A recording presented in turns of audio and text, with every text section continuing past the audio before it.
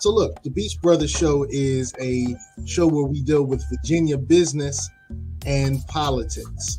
Well, I'm Conrad. I'm a Hampton Roads political activist. Best ideas for community improvement happen to drive me. I help folks that are approaching retirement and in their retirement years. I have what I call the empowerment agenda. And that means that everything I do is focused on empowerment. You want to give a salute to Tally and Twine. It's time for you to have a high quality watch made in Virginia, made in Portsmouth, Virginia, from Tally and Twine. We want to say thanks to Southern Volkswagen Greenbrier for their great level of sponsorship. If you need a new car, you don't need to go far. Southern Volkswagen Greenbrier. And ladies, if you want your brows to say, wow, check out IamLitaWee.com. Microblading by IamLitaWee.com. I'm Seko Varner. I do credit fixes, tax resolutions. I lend private money to real estate investors, and we do debt consolidations. If you need any of these services, contact me as provided. And now it's time to get beachy on the Beach Brothers Show. It's the best opening yet. Time to get beachy. What's good, brother Conrad? How are you doing? Well, I'm having an excellent end of my week. I can't wait for tonight's show, and that's why you're the producer. That's the best little opening that I've seen yet in our over a year of doing this. You ready for tonight? You feeling good? I'm feeling excellent. So, Conrad, why don't you tell us a little bit about what you're feeling nowadays? Well, I would say that we're heading into a new version of a campaign stretch for Virginia. And that's something I'm very energetic about because, you know me, I'm a big politically minded person. But the General Assembly is more or less over now. And now members of that body can focus on how that they will get themselves reelected this November. So, of course, I'm interested in those races. Often, those members have to do two elections in 1 year, the general and the primary. The primary is where the party those candidates are a member of chooses who the general election candidate will be. And in Virginia, the Democratic primary is on June 8th. So between today and June 8th, your duty, Beach Brothers Show viewers, is to become aware of who your candidates are. Tonight, we'll try to help out by bringing some of those choices to the forefront. I would also like to bring on a great friend of the show and a special guest co-host tonight, Tavoris Marks, founder of Commonwealth Equal, former Democrat primary candidate for House of Delegates seat 62 back in 2019, and former vice chair of the Chesterfield County Democrats. He'll bring pointed commentary tonight and questions on matters important to the Democratic primaries. We welcome him back. How are you doing, Mr. Tavoris? Good evening, gentlemen. Thank you for having me back. It's a pleasure to Good join stuff. you. Good stuff. Well, before we get started with Brother Marks, I want to say that coming up in 2021 is something that's very important, particularly for people of African descent. So the trial for Derek Chauvin, the police officer who murdered George Floyd, will be coming up. And based upon America's history, I've come to the conclusion that he's not only going to be set free, but he's going to be embraced, and he'll probably be employed very soon thereafter. So we need to start looking at things that we can do personally and corporately to first make sure that doesn't happen, and secondly, to make sure that things change when it does happen. Based on America's history, this is going to happen. And so we can get prepared for it right now. This is our time to get empowered and to change the injustice system and the prejudicial system here in our great country of the United States of America, which I love. I love it so much I want it to get better.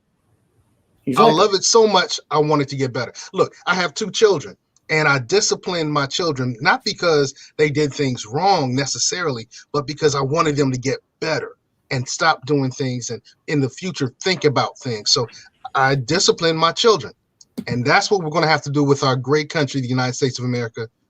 We're going to have to discipline our country. I'm Seko Varner.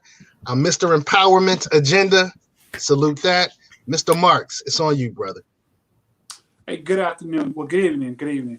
Tonight we got a great show. We got some Democratic candidates up for this year's state house election, and I'm excited to get the opportunity to get to know them a little bit better, get the audience to know them a little bit better, and have some great dialogue on some key issues that are coming up this year for this year's election.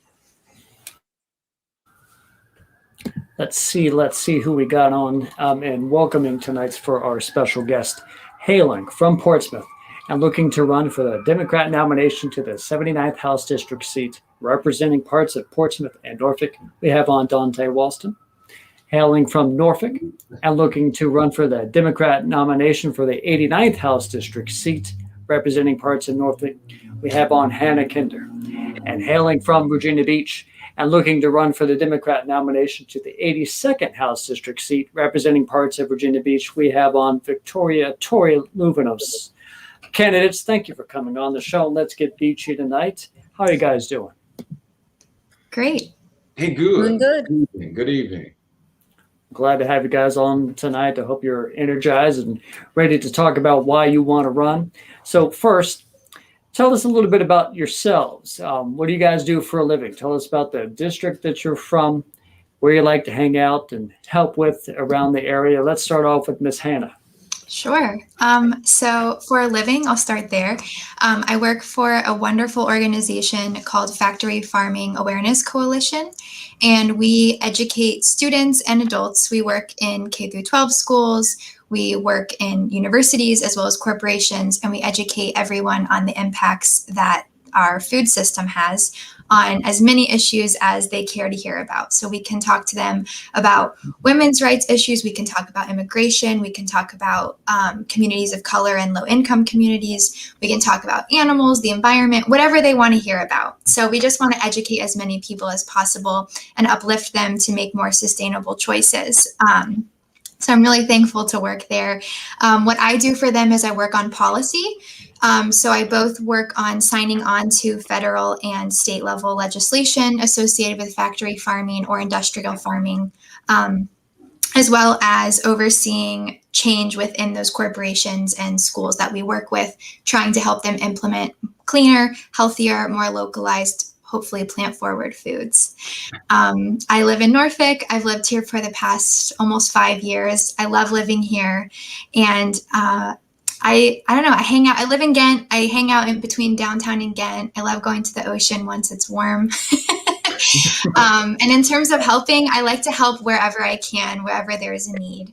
So things pop up pretty often in Norfolk, whether it's protesting, whether it's community gardens or trash pickups, whatever I can do, I try to help out where I'm needed.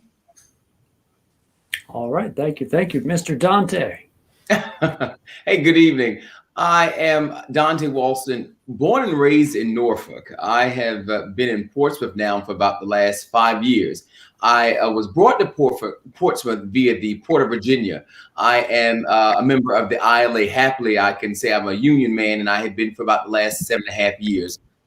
And that's what brought me over to Portsmouth. I live about 5 minutes from work, and I am not happy about getting up early in the morning. That's why I bought my house where I am. So I've been in Portsmouth and have been active from the union standpoint of community giving back. Turkey drives, we give bikes and baskets during Christmas time. That's what got me into politics. And you talk about hanging out. I hang out all over the place. While I'm in Portsmouth, I tend to do a lot of hanging out on High Street, Cancun Fiesta, which is one of my favorite Mexican restaurants in the whole world, and one of my favorite wing spots in Portsmouth is Griff's. So I hang out a lot over here, but in Norfolk, I hang out a lot on Collie. Collie is whatever you need is on Collie, and I like to eat. So there are several restaurants on Collies between Kelly's and Red Dogs. I make my way. So I'm all over the place, and again, excited to be here with you guys this evening. Excellent. Excellent. Ms. Victoria. Hi, everyone. Well, yeah, I'll jump into what I do for a living as well. I am currently a DoD contractor. I've been one since 2016 when I left the Navy. I have been in Virginia since 2011, and it kind of reminds me of where I'm originally from. I'm originally from California, in a place called Ventura, and it's another oceanside city. So Yeah. it was just like home, but with seasons, because we're not used to snow or anything like that.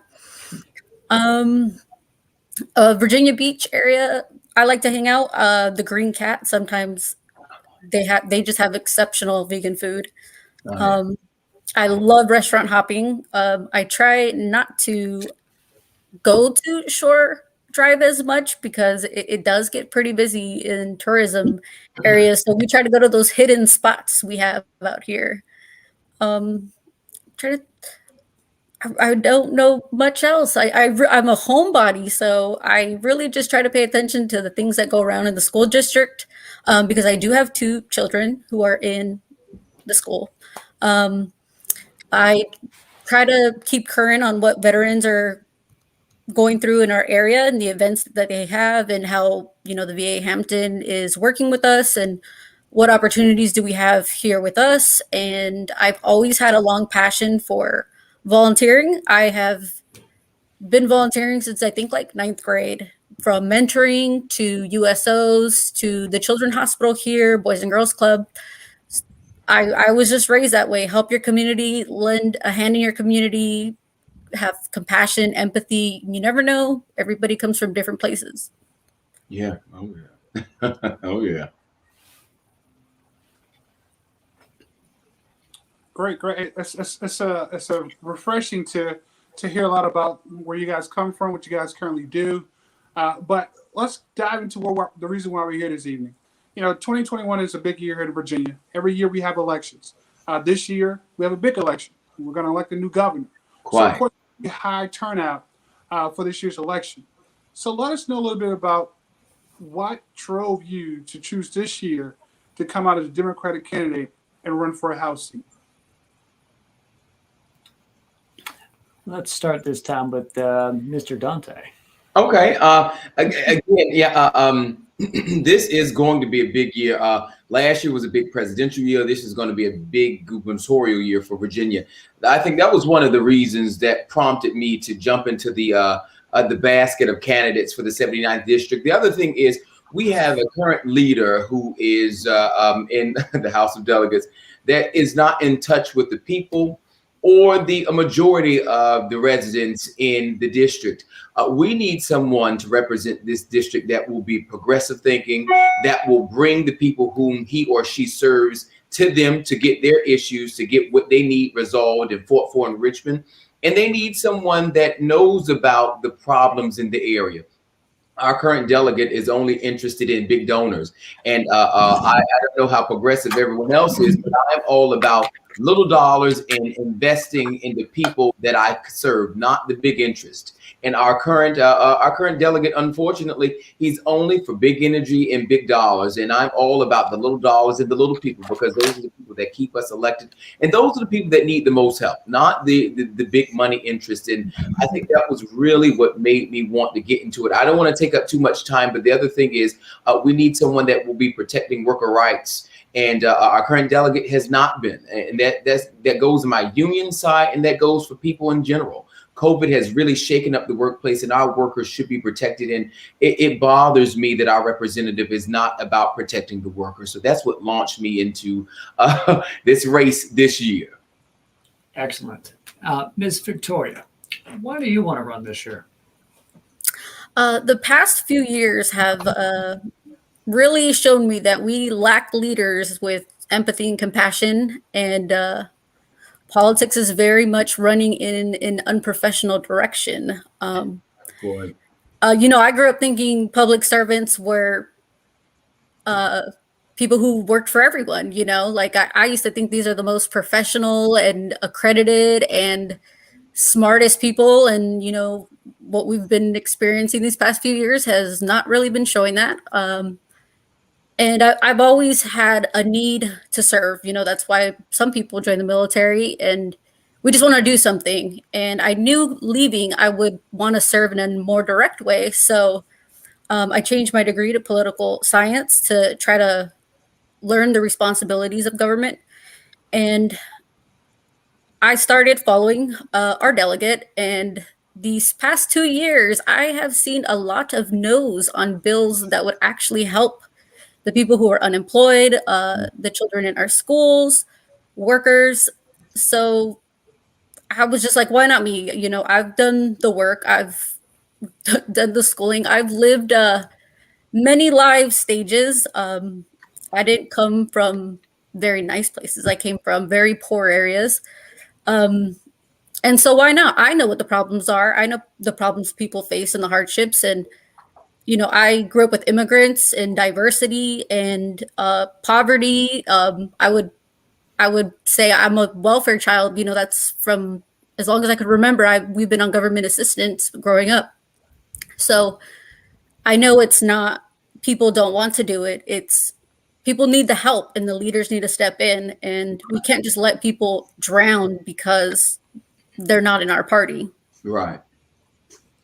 Ms. Hannah, what is driving you to want to ascend in 2021?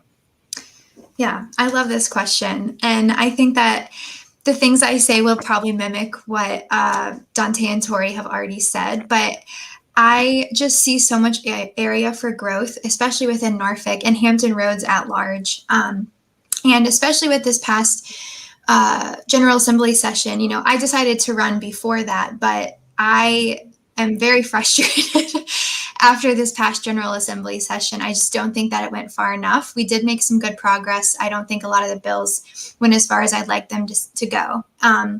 And I don't think that we're acting as quickly as we need to in terms of environmental policy, in terms of holding police accountable, and also in terms of lifting up the people that live in our communities. We are elected, or we hope to be elected, but our current officials are elected to support and represent the people of their communities. And I don't see that happening. I see a lot of politicians out of touch with their communities, which Tori and Dante have both touched on. I see a lot of politicians taking corporate money, taking money from big donors, not a lot of small donors, not a lot of connection within their communities or visibility until it comes time to campaign and they're right there in it. And I just don't, I'm tired of it and I'm ready to see a change. And while we're on this, because this was really the reason that made me decide to run. I was teaching in Norfolk Public Schools in 2019, and I actually had a student have a gun go off in my classroom, and I call it my literal trigger moment. When that happened, it was one of the most traumatizing things of my life, but it really opened up a deeper systemic problem that we're facing here in Norfolk, and I think it's the conglomeration of a lot of issues that are going on at the state level that are just not getting traction fast enough.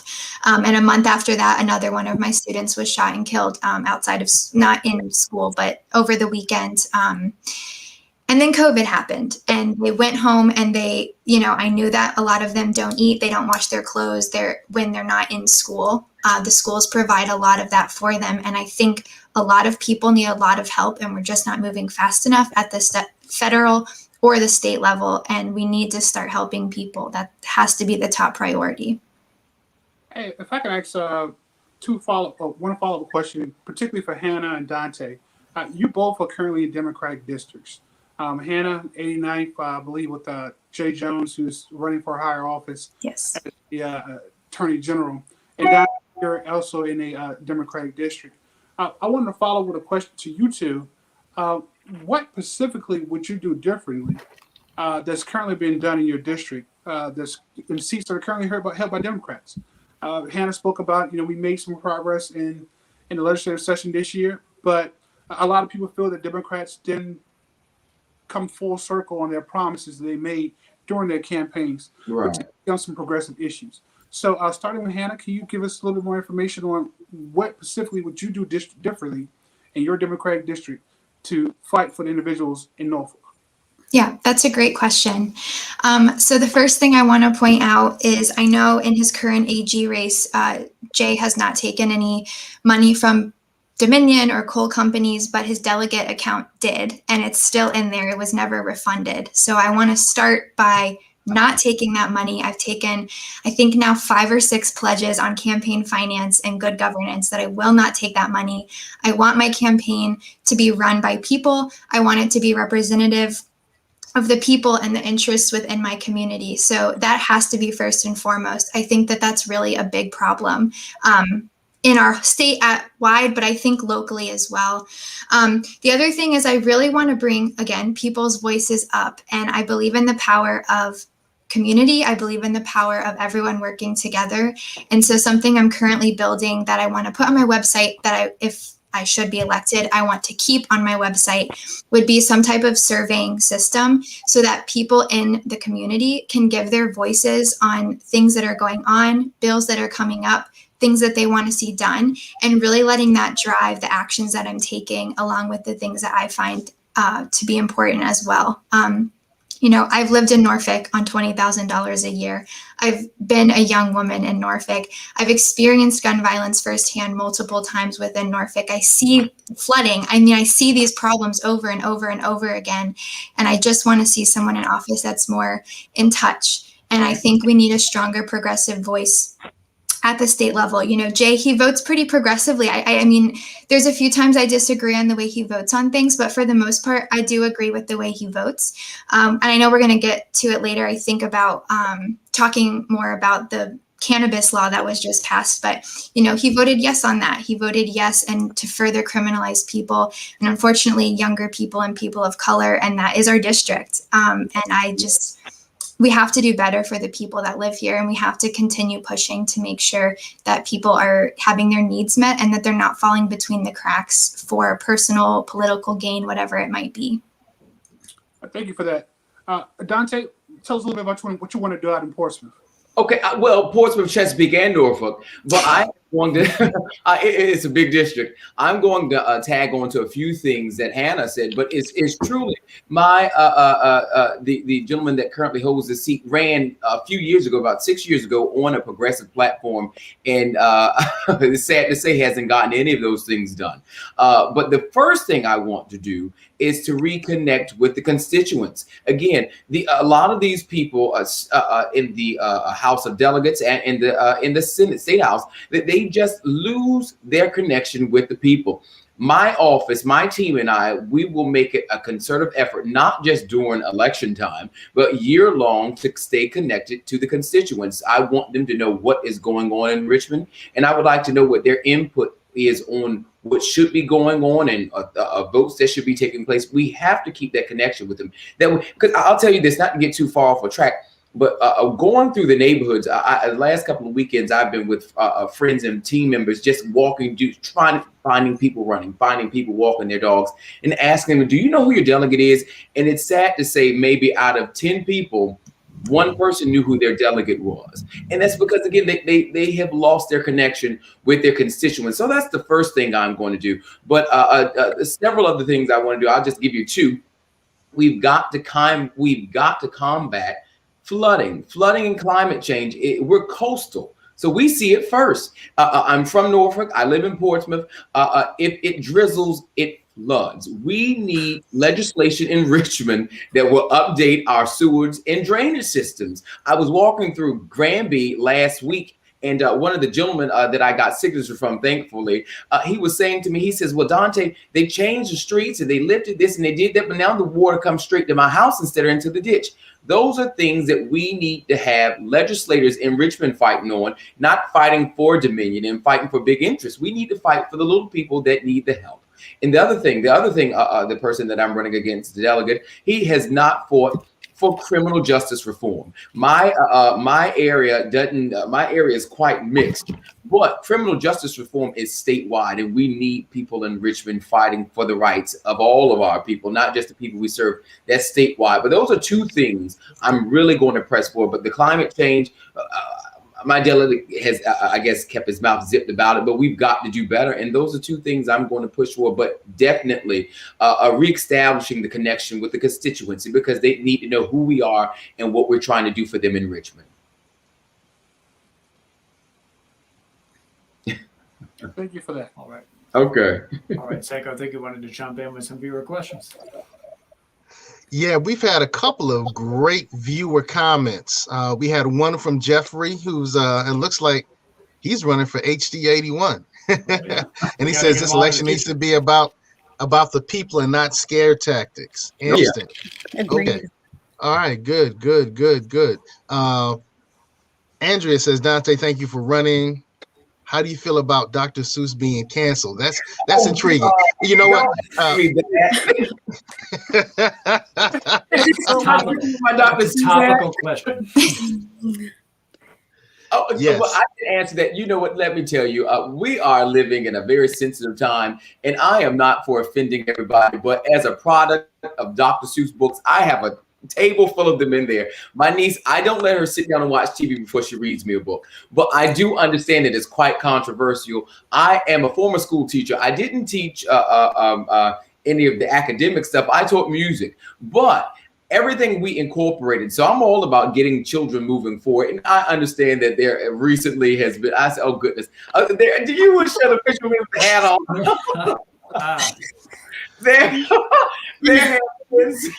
There have been some controversial things that have come out recently about Dr. Seuss, but I am pro education. I'm for whatever we can do to launch our children into the future. It's unfortunate that these, I'm going to call them allegations, have come out, but I am for whatever it is to get our children going. COVID has truly impacted learning. So whatever we need to do to keep our young children's minds moving forward, I'm a fan of it. Unfortunately, Dr. Seuss was just one of my first go-tos. Understood. I was raised on Dr. Seuss as well. When I actually did the history and I researched some of the things that Dr. Seuss said, I stopped being a supporter, and that was easily 15 years ago. But yeah, it's interesting. Brother Stephen Johnston, he says, make Virginia like California. That's intriguing. So I guess let's take this question and send it to Hannah. What do you think, Hannah, about Richmond managing local government, like making VB go to district ward voting for the local elections? What are your thoughts on Richmond handling and forcing things in the local government? Yeah, so I can speak to that because this is actually another one of the reasons why I went for state office versus local. And that's because they kind of already do. Virginia functions as a Dillon state, which means, and I didn't know this, I serve on the Norfolk Environmental Commission, and I have for the past 2 years. And I didn't know this until I joined the commission. But in a Dillon state, you cannot pass legislation, policies, whatever, at the local level unless a similar thing has been passed at the state level, or they specifically pass something at the state level which allows your locality to do that thing. So, for example, one of the things we had talked about was, like trying to do like taxes on plastic bags or something along those lines to help curb the pollution issue that we face, especially with the Bay. But we can't do that because it hasn't been passed at the state level, and they haven't passed a bill that says specifically like Norfolk can do this or Portsmouth can do this. So really, they kind of already do control our politics. It's just not that well known. And unfortunately, I think it stifles a lot of the progress that could be made at the local level if we were allowed to do things a little more independently. So I think that's why we need a more progressive voice at the state level, because I can say for Norfolk, I see a lot of really good progressive ideas coming out of these commissions that we have out of the city council, but they can't do anything because it has to be passed at the state first. And that's why we really have to pay attention to these state level elections. Okay. And this one is going to Victoria. So should Virginia accept migrants from the southern border? And he spelled border wrong. I just had to point that out because my good brother Stephen Johnston will point it out if I misspelled. So back at you. Victoria, your answer. Oh man, I knew a scare tactic was going to be mentioned. I knew it. I don't know what to tell you, man. Being in the Navy, and when we go deploy, and when people are overseas, and even our people who work at embassies and everything, we promote come to America, chase the American dream. Yeah. Anything that you wish and desire can happen in America with hard work, and drive. So that this keeps coming up as a negative, even though, the whole government is doing the self-promotion all over overseas. Geez, I personally don't think it should be a problem as long as it's done in an ethical and safe way. And, we don't put too much strain on the current workers we have now. But I grew up with field workers and housekeeping, undocumented people. And I never knew that until I got older. Like, they're just like regular people who get up at 5 and go to work and get home at 7. And the only negative was a lot of these children are raising themselves. The older siblings are raising their younger siblings. And, the parents are just trying to put food on the table, just like me, just like all of us. So if it was done in the right way, why not? Like, we constantly try to preach love thy neighbor, and I do. Intriguing. Okay. Well, I guess this question is going to come up. This concept, this concern is going to come up more and more, particularly under the Biden-Harris administration. From my point of view, it seems that they've put a lot more interest on non-citizens than citizens. Also consider who asked the question. But thank you for those questions, Mr. Johnston. We have a couple other questions that we'll get to a little later on. And back to you, Tavorus. Yeah, sure. So we have another question for you all, and I'm going to actually read them to you. So we're looking for some good dialogue around this question as well. Offshore wind development has seen as an economic boom in Hampton Roads, and we're interested in a few things in relation to it. The following question has been asked on local candidates in recent years, and both parties singled support. Would you support an office of Virginia offshore wind, and would you support additional state funding to advance an offshore wind industry in Virginia? And let's start with Victoria. Oof. I hear about this so much around here because we're obviously right on the shore. I would definitely support anything that is to protect the environment and moving us to green energy. Of course, we live in a tourism area, so you don't really want the city or the areas to just be overrun with people trying to maintain what is already damaging our environment. But as long as we hit all the P's and Q's and all the research and investigation is going to be done on how it's going to affect shore drive businesses, how it's going to affect tourism, how's it going to affect sea life in the bay and everything that makes Virginia Beach an attraction to us living here and having our nightlives, I'm all for it. But we got to always cover our butts, basically. We have seen where people will come out later on and say, well, obviously they knew that this was going to be an issue with our sea life, but they didn't care. And, they try to cut corners, and now all of a sudden there's something wrong happening. So we need to make sure we educate ourselves, bring in other experts from around the country. I know we have very green countries that we can definitely look for guidance. Hey, Hannah, this may be a little bit in your wheelhouse. So talk to me about offshore wind. Yeah, I am completely all for it. I think it's wonderful. It's a great job creator. It's known that offshore wind is a lot faster and more consistent than onshore. So we would have a much more stable supply, which is great. Can't hurt that. It's a good energy source, like Tori said. It creates jobs, and there's really no environmental pollution from them, and we know that they don't cause cancer. Going back to a previous concern, it's just wind. So yeah, I feel like it's one of the better options that we have.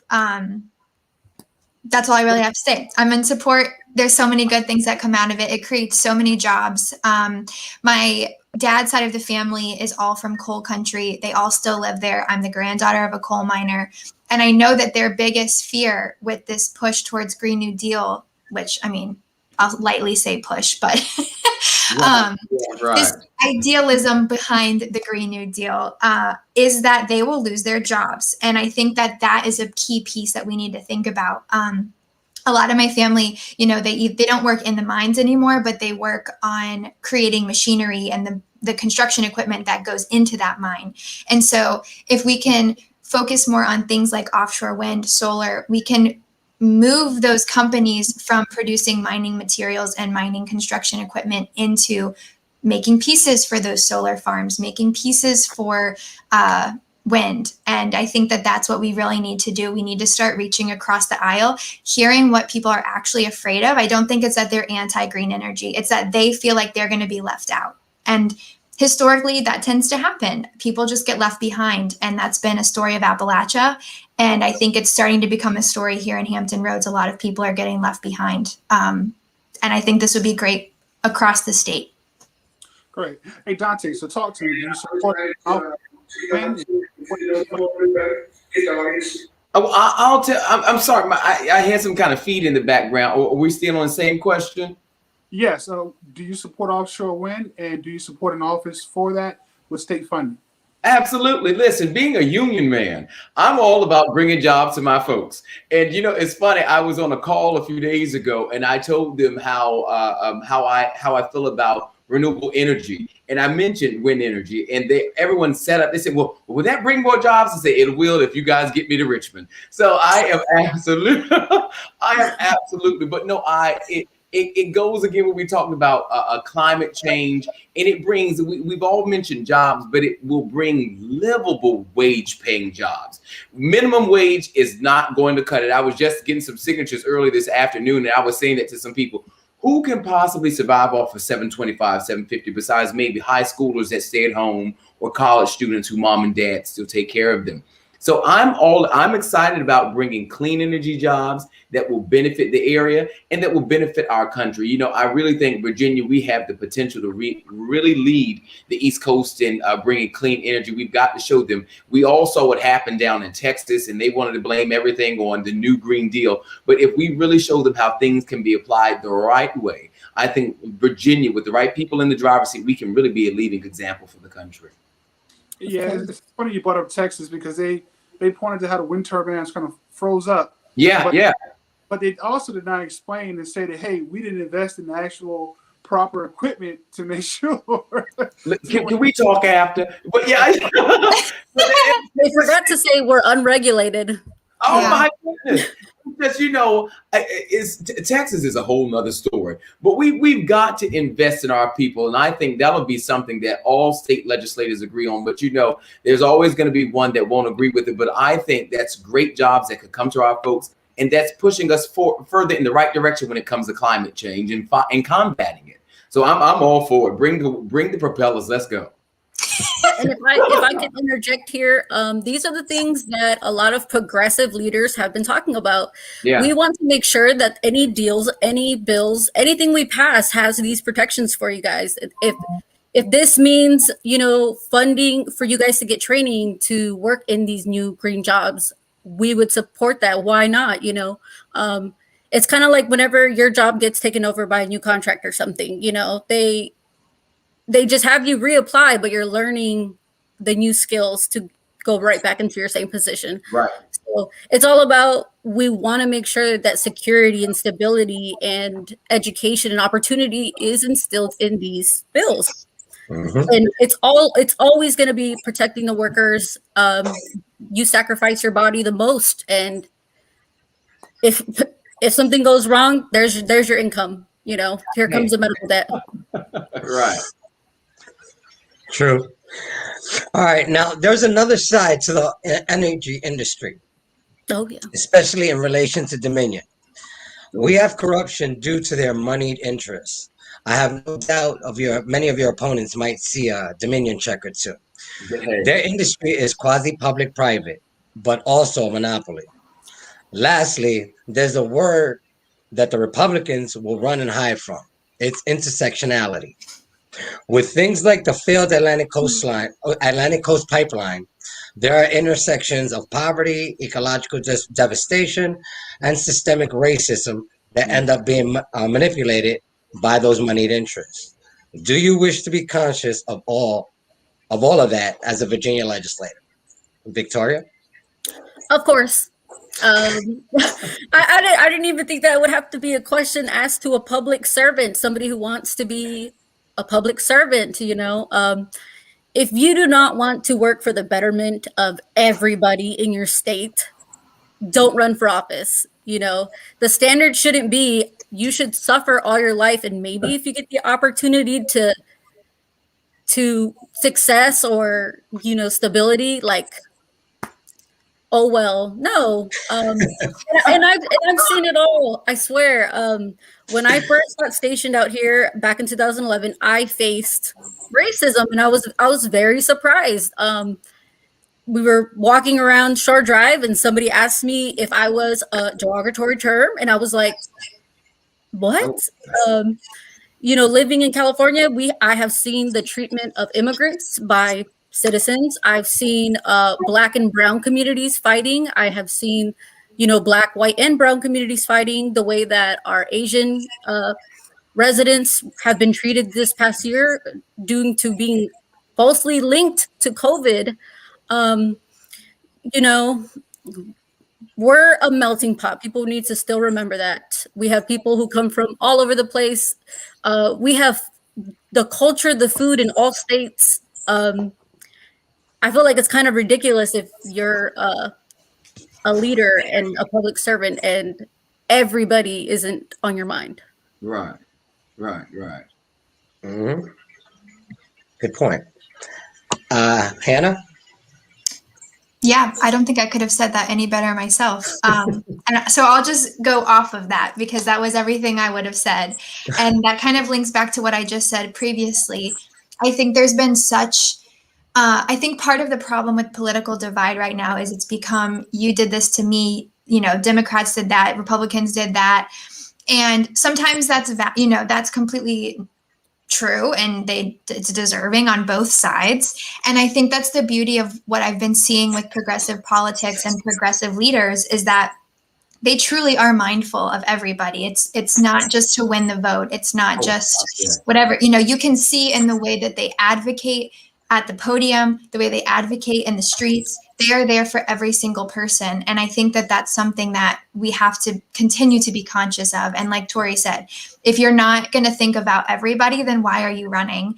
And, you know, I live in Norfolk, but on my when I'm talking on my website, I mention coal country. I mention other areas of the state because if you're running for a state office, yes, you're representing your community, but you're passing laws that will affect everyone. And you have to think about everybody. It's not just the people that live in Norfolk. It's not just the people who live in Richmond. And it's not just about the money I'm going to get from rich people and from companies. It's not about that. It's about the people. It's about my neighbors that need help. The people that have their houses being knocked down in St. Paul's right now that need help. It's about the people whose houses they can't afford anymore because flood insurance is about to go up again.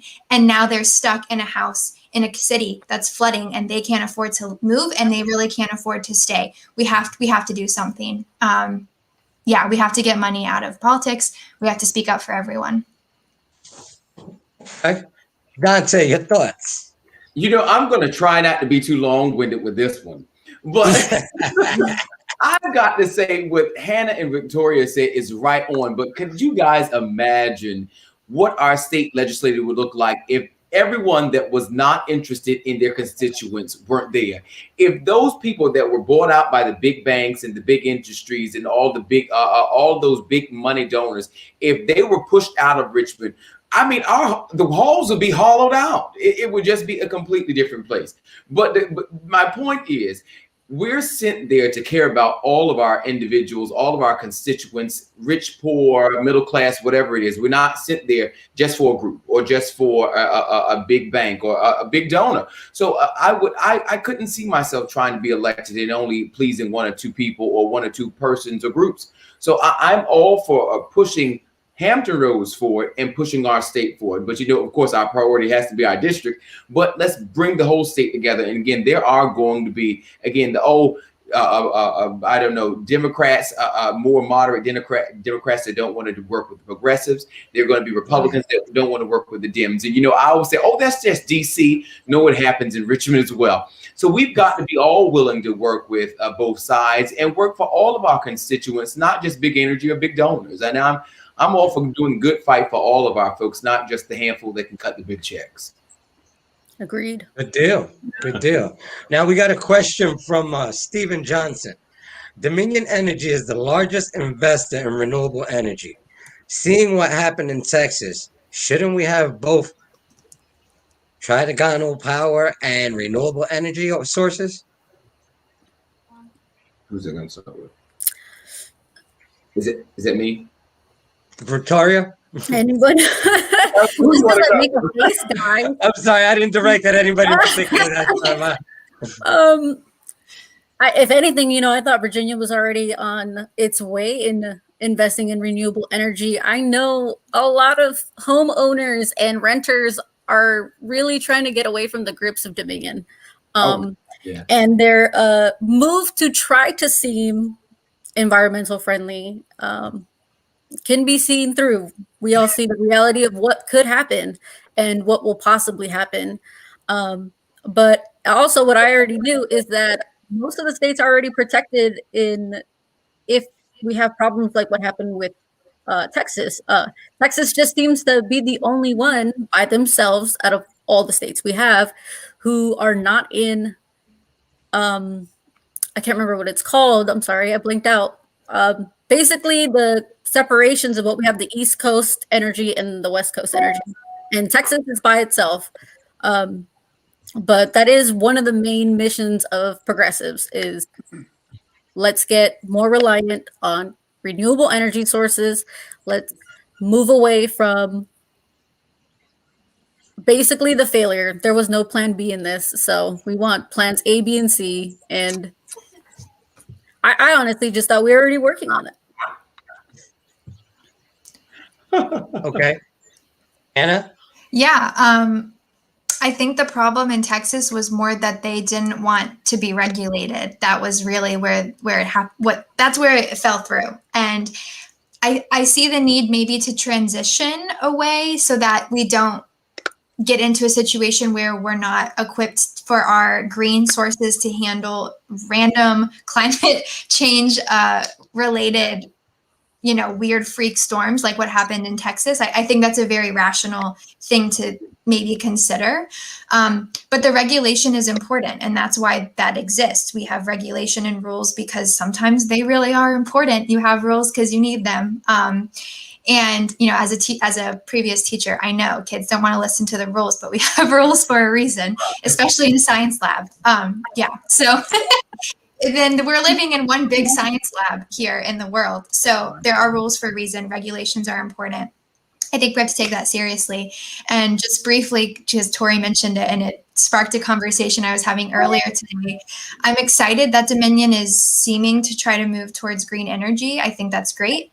But I think if we want to do that, then maybe we should make people pay less to use the clean source energy, not more. And I also got a targeted ad today that they are giving people free solar panels that live in Virginia Beach. And I was like, oh, that's cool. Then I thought about it more. I'm like, but why would they give you something that would take you off their grid? So it seems like just another money-making thing. And, greenwashing is real and it does have real impacts. So I think we need to have a more in-depth conversation about what the future of green energy really looks like. And will it be more accessible to Virginians? Because if people who want clean source energy have to pay more than what they're paying now, which is already a lot, then it's not accessible to everyone. It becomes another thing for the wealthier people. Okay, I guess it's my turn now. Yes, Dante. To tag on, because Victoria and Hannah have both said so much that I don't want to repeat. What I want to push for in Richmond when it comes to our energy, green, renewable, and traditional, is oversight and accountability. And I think that's what didn't happen in Texas. I was reading an article that a lot of the people on the energy committee or commission in Texas, they kind of just hightailed it out of there once everything kind of went to the left. In Richmond, I am all about oversight and accountability to make sure the people that are charging these high pays and rent, that are charging these people buckets of money green energy and charging them buckets of money for the traditional energy that's already in place. I'm about keeping them accountable. That's my thing. Again, our constituents are burdened with these bills. It's our jobs as legislators to hold these people that are pushing these bills on them accountable. But I mean, I like the idea of Dominion pushing for the renewable energy. Let's just see it actually happen. It's one thing to do the talk, but let's walk the walk. And that's what once I get to Richmond, I will be pushing for oversight. We have to keep them accountable. We have to. We just spent a little bit of time mentioning Texas, and I want to go a little bit deeper on Texas and, in fact, Mississippi as well. We're about a year out from when COVID really started hammering us and leading the pack of states wanting to completely abandon regulations on mask and social distancing and closing are Texas and Mississippi. But immunizations are being mass-produced. They're being shipped out. Hospitalizations and deaths are declining. Should Virginia accelerate its process of abandoning COVID protocols, schools opening, and all of that? I would like to begin with Ms. Hannah.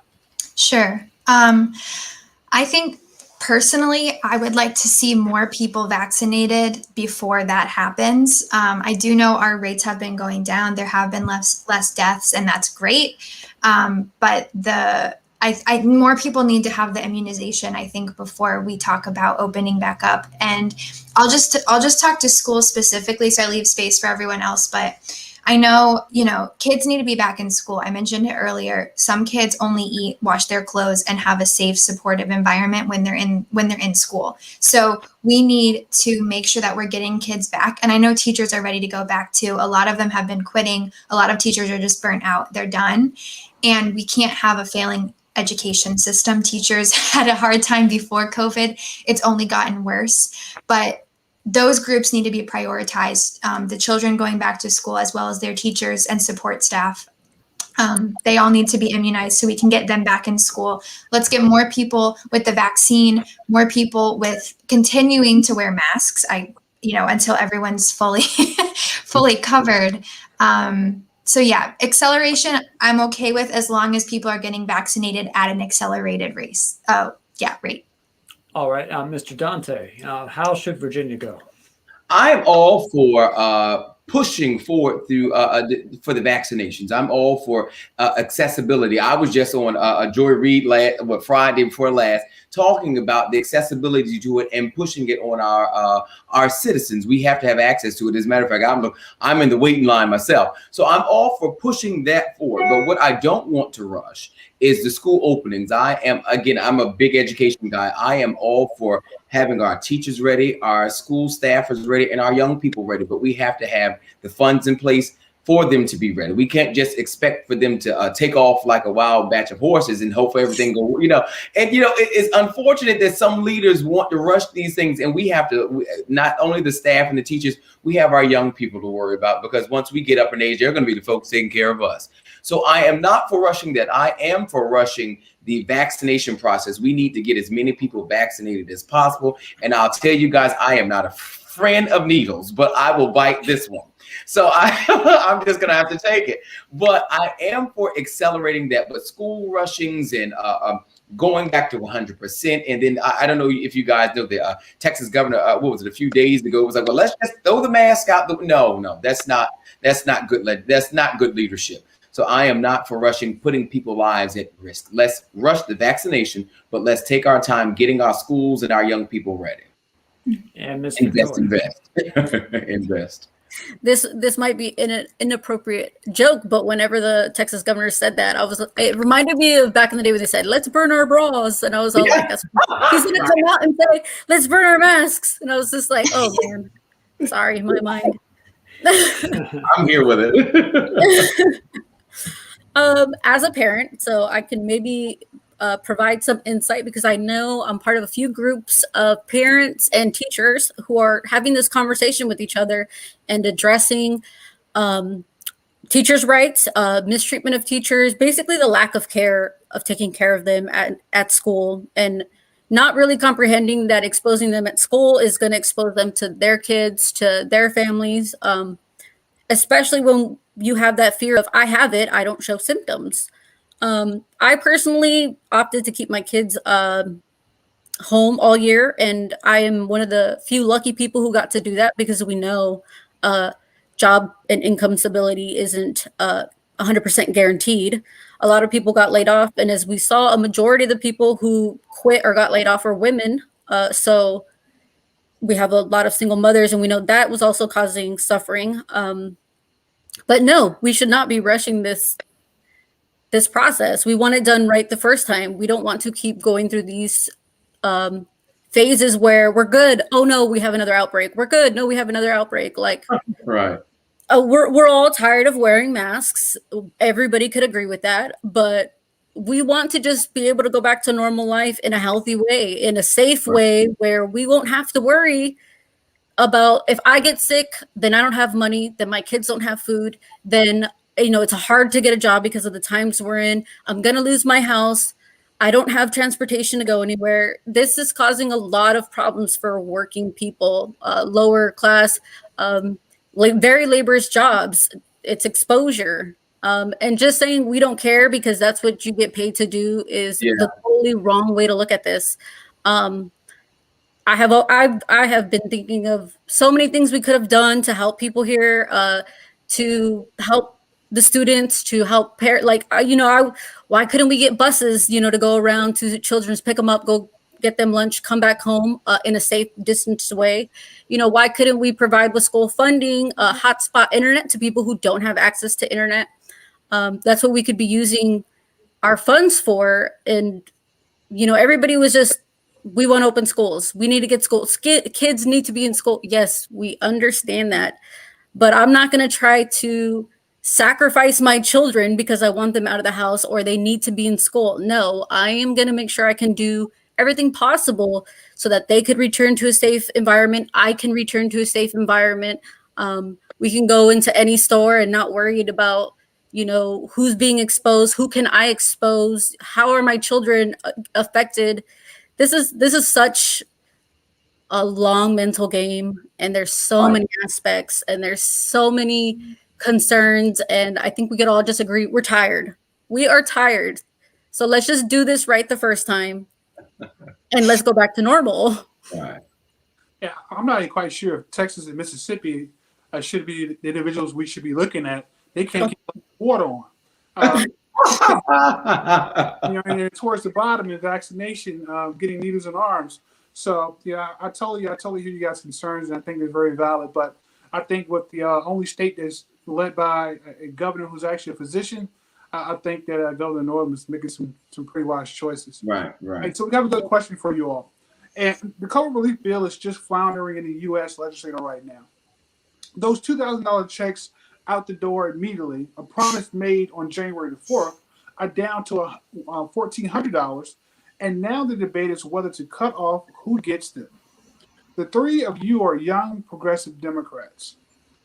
Are you all comfortable with the idea that there are Americans who receive payments under Trump and not under Biden? What do you have to say about that? Let's start with you, Dante. Am I comfortable with the idea there are Americans who receive payments under Trump and not? No, I'm not. And I'll be frank with you, as a person who was affected and still is affected by the COVID. I do a lot of inside work and I do a lot of outside work. And the framework of it, I wasn't crazy about. If you make a certain amount of money, you weren't getting anything. If you made that money in 2019, I said, well, what happened in 2020?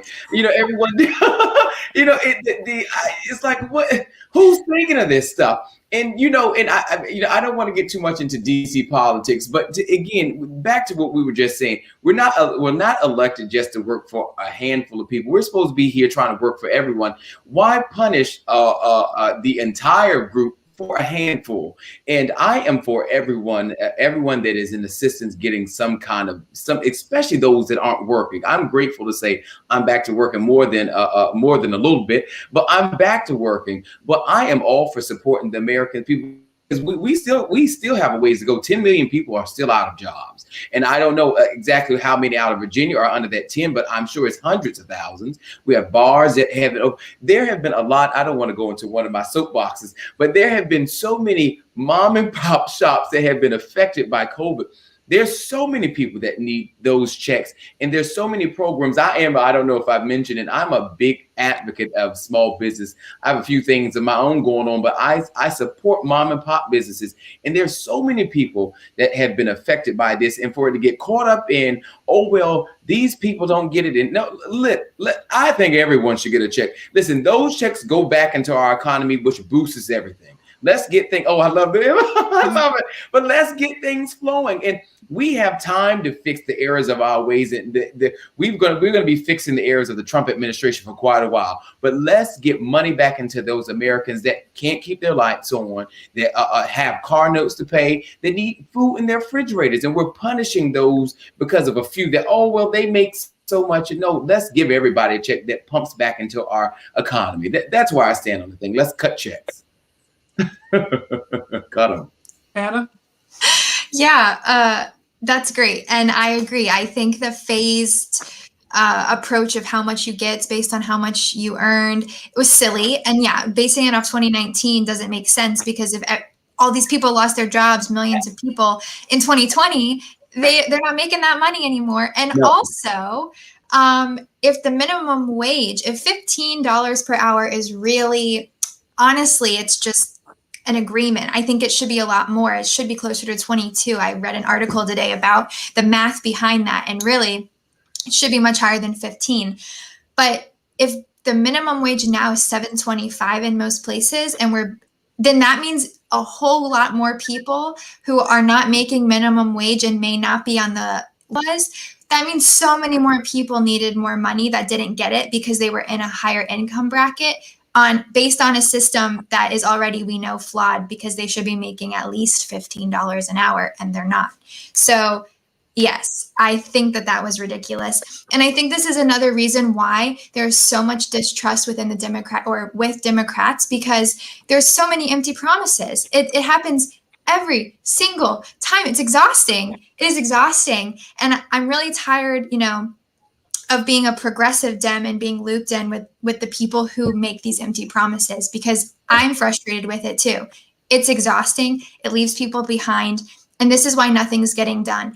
And, Trump is on one of my top people I do not like, but he made a lot of disgusting promises and followed through. I mean, at least there was follow through, whether or not we agreed with it. I would love to see the Dems agree with it, do what they need to do, say they're going to do it, and actually get it done, because this is why no one likes the Democratic Party. This is why, really the only reason I think we're getting so much higher numbers is because we have people like Trump and Mitch McConnell that we're going against. The alternative is scarier, but it doesn't mean people are happy. It doesn't mean they're happy. And we have to do better than that. We need more Democratic Mitch McConnells is what we need. No. You have to expound on that for me. Anything connected with that man, we do not need. No, so what I mean by that is Mitch McConnell, he sticks to the Republican agenda. He is very cutthroat when it comes to getting the Republican agenda done. We need more progressive Democrats who make these promises, get in office, and need to be just like Mitch McConnell and get it done. But Victoria, good point. I so want to tag onto that after Victoria says something. All right. Yep, I know. I've heard it. Even before I even decided picking party lines, I keep hearing it. The Democrats need a backbone.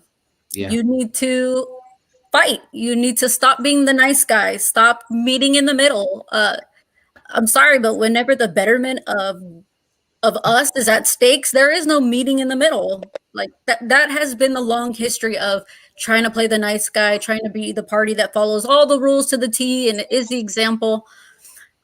Is you get run over all the time. And am I comfortable with leaving people behind in these COVID reliefs? No. I don't think anybody with a soul would feel comfortable with saying, I don't think you deserve your tax money to better your life. No, I understand that there's issues. People always bring up undocumented people. They don't pay taxes. They take from our programs, all the lies that they seem not to be able to research. If you work, you're paying taxes, you're doing your part, then you should get relief. Everybody's hurting here. If one company starts losing employees, the whole company fails. You know, we've seen this with households right now. Evictions is only building home. Our area has increased with homelessness, which is always tragic to see. I would wish that, you know, we had another alternative of, if you fail, you don't fall, you know, right on your face. And these checks aren't even cutting it for some people. That's true. We got to think that rent is well over $1,000 in a lot of areas, $2,000. Groceries is a lot. Taxes is a lot. Taxes are still not going down. And you think one check of $1,400 is going to provide all that for the month? That's ridiculous. So no, I do not feel comfortable with that. We definitely do need new ideas, new inputs. Focus more on working people for sure. Keep them in mind at the heart the most. And maybe, I guess, stop pushing the whole income bracket on people, because I have seen that where people are like, well, the minimum wage is $7.25. The minimum, not the maximum. Yeah. There are no rules in saying that you cannot give your workers $8, $9, $10. They just told you what the minimum was. So all these excuses of how to keep us suffering and losing all this hard work that we did is ridiculous. Income is not what we should be basing this stuff off of. It should be in need. Who's in need? Who's suffering? Vulnerable come first. Amen. Amen. Thank you for that. Jose? I believe Dante said he had something he wanted to say. Oh, I did. I was so captivated with Victoria because she said most of what I wanted to say. I really want to know, when do I guess it's an open question. When do Democrats figure out that enough is enough? You know, I am all for bipartisan work. And Travaris mentioned Mitch McConnell, who is not at all, but he got his stuff done. And I'm like, well, okay, Democrats, we want to do bipartisan work, but we're not getting anything done there. So it's like, where do we draw the line in the saying, okay, we're not getting anything done for the people. We tried to work with you. Now we're just going to have to. It's one of those. It's like a double-headed coin. It's like, I want to work with you, but you're delaying things from getting done. So when do the Democrats in Richmond, because I think the Democrats in DC still haven't figured it out, when do they come to the point where, okay, we're not getting anything done because you keep delaying, you keep stalling. We're going to have to close the door and we're just going to have to push forward. When do we get to that point? Again, because they put progressives in the box, and then you have your establishment Democrats, and then you have your Republicans in the box. But when are we just going to get stuff done for the people? We all know people are suffering right now, but we're so caught up in our caucuses that we're not willing to work together. So when do we draw the line in the sand and say, forget about our particular interests, let's just fight for the people? And I think that's an open question for anybody. When can we get to that point? Is it going to take more progressive? Yeah, I'll tell you when we get to that point, Dante. When we continue to get individuals like you who primary these jokers who aren't doing their job, we hold them accountable, and we got a point. That's when we get to that. And when I tell people, you know, what Mitch McConnell does for the Republican Party, that's why I want progressive Democrats who run on progressive platforms, right? Me and my family.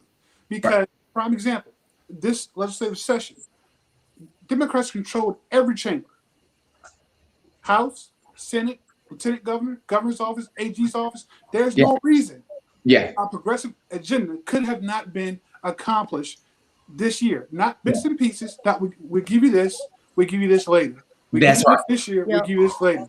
No, we need to start holding them accountable and vote their behinds out in primary.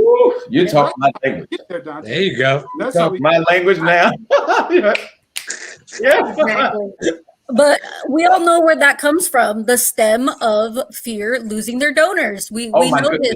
The fear of being seen as radical because we want change now. As you know, that's all it is, fear. We need people who are going to have the courage to be fearless and do what's right now and not worry about, well, I'm not making an extra $20,000 this month, man. You know. And that's the beauty of having real people running, not lawyers, not people who have built their entire life and career to run for office. That's People right. who are teachers, people who are mothers, people who are veterans, people who are real, that are running because they care. And I think that's where that comes from, because yeah, we need people who will fight. And I think that's why I said earlier, you know, there's a lot of distrust and mistrust with the Democratic Party. And I think a lot of it, what keeps people from moving over, is that the Republicans fight for their people. I don't agree with a lot of their beliefs. They don't actually help people, but they give them the idea, the concept of, we're going to help you. And then they actually go and fight, and they strong arm, and they get their way. And the Dems don't, they back down, and we can't keep doing that. Yeah, I agree. Get a little Katie Porter in you. That's what you need. I mean, that's so true. I mean, you know, Donald Trump and Mitch McConnell completely raped our economy, completely raped the judicial system during his time in office. Yeah. And now here we are flipping over to the Biden and Harris administration. Now we're talking about unity, compromise. Compromise on this. No. Over the playing field. I love it. Push. And that's not, you know, tit for tat, but you have people out here who are struggling. You have families who are out here who are in dire need of help. There's a reason why the richest country in this entire world cannot take care of its people, but you have other countries who can. You have other countries who are guaranteed $2,000 and $3,000 checks on a monthly basis throughout the pandemic. And here we are going into March, still arguing over $1,400 that won't even pay people's rent, particularly in Virginia Beach. Yeah. And that's just one check. One $1,400 check. Just one. And not only that, it's supposed to be $2,000. Yeah. So we already gave you $600.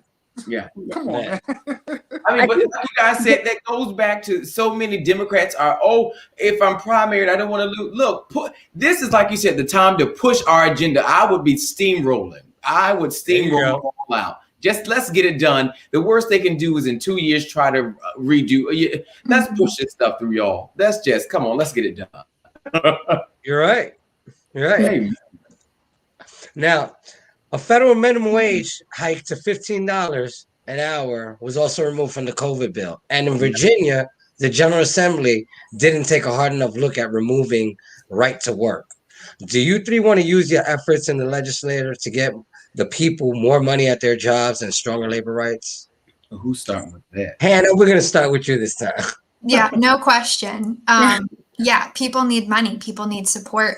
The cost of living keeps going up, and we keep getting paid the same we were paid, decades ago. It's ridiculous.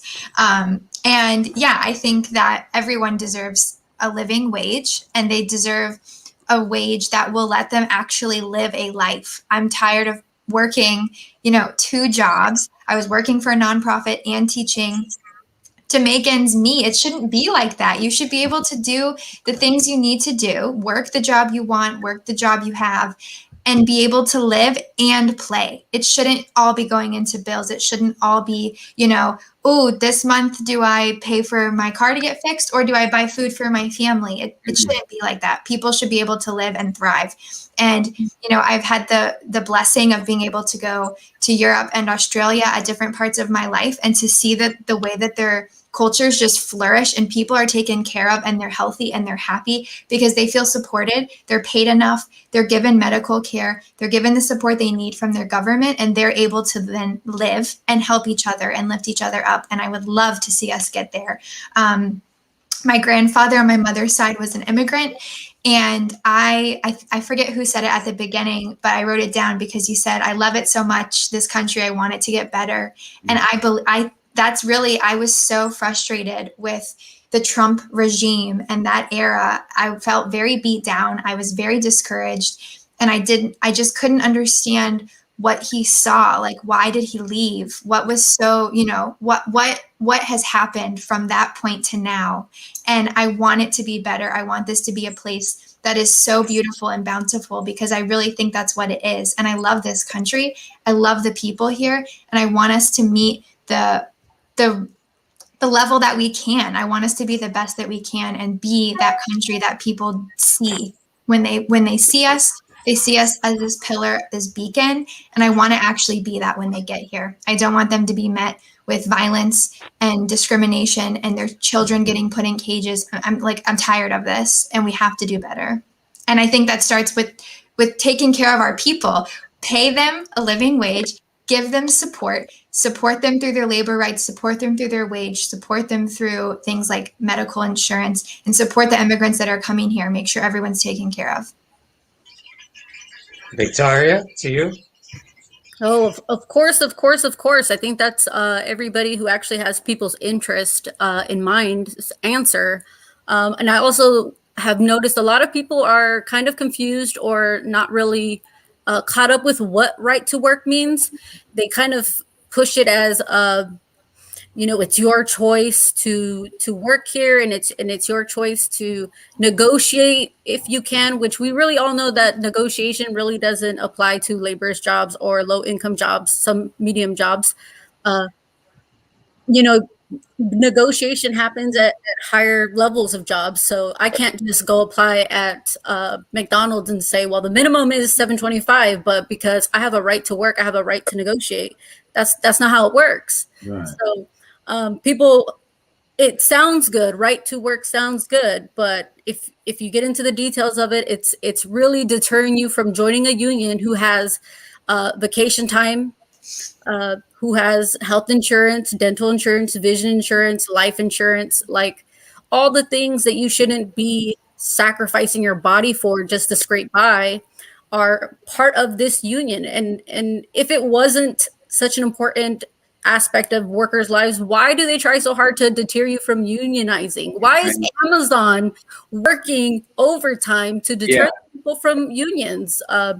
So I think it's really being uninformed of what unions do, how they work, what right to work means. A lot of times, it's fear mongering is what deters people. They think our leaders are telling us the truth. Our leaders have our best interest in mind. Being a hardworking person is a characteristic of American. They tell you that you have to suffer and really get there. But no, there are many countries that equality means you have a fair shot. Equality means that you don't have to struggle to achieve what everybody else has the opportunity for. And we see it with everybody. We see how parents will lie and say their kids are in another area because education is better over there. That's not the same opportunity to education. So other countries are funding these aspects that that really do cause stress and inequality in all these classes, but we're over here saying it's a luxury. It's a luxury to be smart. It's a luxury to be healthy. It's a luxury to be able to actually work at a job you like, that takes care of you, that understands that work is work, but your family's important. That's what we're there for. We work to keep a roof over our heads, to feed ourselves, to take care of our children. Do you really think that it's important to earn $15 an hour that isn't coming from their pockets? They act like it's coming from their pockets. It's the taxes that you're already paying. They're paying it out. Yeah, and okay, prices go up. So don't try to mention inflation. Prices go up every year and wages do not. So we definitely need to restructure how minimum wage works. We can implement things like every year, you get a little raise, or if inflation happens, you get the difference covered, or there's many aspects we can do it. And let's say don't be saying it's impossible, because as a veteran, your taxes paid for my health care. Your taxes paid for my vacation time, my paid time off. Your taxes paid for me and my family to be able to afford living in this area, because we get compensated living money and food money. They throw $1,500 at us every month on top of our paycheck to make sure that we could afford housing here. But if we could already afford housing and afford things, you wouldn't need to overcompensate for the lack of. The people are already paying more for the lack of. So our job should not be creating obstacles and creating struggles and saying that you should be proud that you struggled. Yeah. You got to remember protection, opportunity, and education. That's what government is supposed to provide you with your taxes. And if they do not want to do it, get out of politics. Absolutely. Go work for the private industry, which is mainly all special interests. So it frustrates me. It really, really does, because I swear when we see these conversations, it's like I'm asking 1,400 from a senator who makes, well over a lot and has a bunch of money, and it's like I'm only asking for my taxes to be redirected in a way that will help me excel. Dante? Oh God, you will put me last. It's tough going after these two. Well, I won't drag it out too bad. I said you would save the union guy for the union question. I tell you, one of the first things I said, I am going to, if I have to take the whole team, I will get with other members of leadership to see what the problem with repealing the right to work is. The union for me, or the union in general, protects the worker. Again, it ensures the benefits of being an employee, and it protects their job. And what is the problem with having an organization that will protect you from losing your job if anything happens to you when you're on your job, and the benefits of having a job? There are in Richmond and in Washington, there are members of leadership that are not crazy about the union. They're anti-union, and they see the strength in the union. There are negative things that are tied with the union, but they're more positive. They really are about fighting for their workers. And there are so many anti-union people in Richmond that we're, as other leaders that want to push this, we're just going to have to sit at the table. An email probably won't cut it. We might have to sit in their office and see what the problem is and how we can protect our workers across the board. That's one of the reasons I jumped into the race for the House of Delegates, because our current delegate, he has voted several times not to protect worker rights. And I'm all about protecting workers, especially in the time of COVID. Now let's talk about that minimum wage hike. Today, I think I got about 31 signatures today. We beat the pavement, really. And everyone that I met today, I asked them what they thought about the minimum wage. 31 out of 31 likes the idea of raising the minimum wage. So I'm thinking, now wait a minute. If the constituents want it, why aren't we passing that in Richmond? And it's not just Republicans holding up. There are some Democrats, and I know I'm going to get shot down for saying that, but there are some Democrats in Richmond that don't want to see that happen. There are Democrats in the United States, in Washington, D.C., that don't want to see it done. But we've got to do what our people want. If we were to do a vote, if we put this on the ballot in June, I can promise you overwhelmingly Republicans and Democrats support it. So why aren't our state legislators supporting it? That's the question we need to be asking. And like Trevor said, we're just going to have to primary these people. We're just going to have to get rid of them. We're going to have challenges, because we're supposed to be there to work for the people, not for these interest groups. And I know that's going to be hundreds of years of undoing, but we can do it a day at a time. Yep. And I think a big misconception of minimum wage that is constantly tied into it is the value of what we see work as. We see that work beneath us. And I'm not going to say we, because I definitely do not. But that's what it's linked to. Working at a fast food restaurant is linked to, like, it's beneath me to work there. The term is, it's for the birds, that I always hear. But Victoria, minimum fast food is one thing, but what about the waitresses and waiters? Exactly. I didn't know that Virginia was one of those people who pay their waitresses very, very low, and they're basically relying on tips, which, in my mind, I'm just like, I don't get how we're protecting workers. I don't get how we're protecting families. I don't understand how we just look at these jobs as unvaluable. Right. That's what we're going to determine your worth as. No, you work 8 hours, you work 8 hours. Like, you're sacrificing your body for these jobs, your time. And don't get mad when they don't get your order right and you say, well, I pay you $7.25. Okay, that's not a really good wage if you're trying to expect some world-class service. People want to feel valued at their job. People want to feel like my work is contributing to the success of this job. And I've done a little bit of fast food work in the Navy, which everybody who has been is cranking. Oh my goodness. Like, I am so glad that I skipped that part of my life and joined the military. But at the same time, to not have compassion for these people, I do not understand people who work at Starbucks, Walmart. They do not deserve less than me or us. No, they deserve to be prosperous, and they deserve all the opportunities to be successful. Absolutely. Victoria, Well, you know what? Before you end on that, Jasmine says the only people who don't want it are business owners.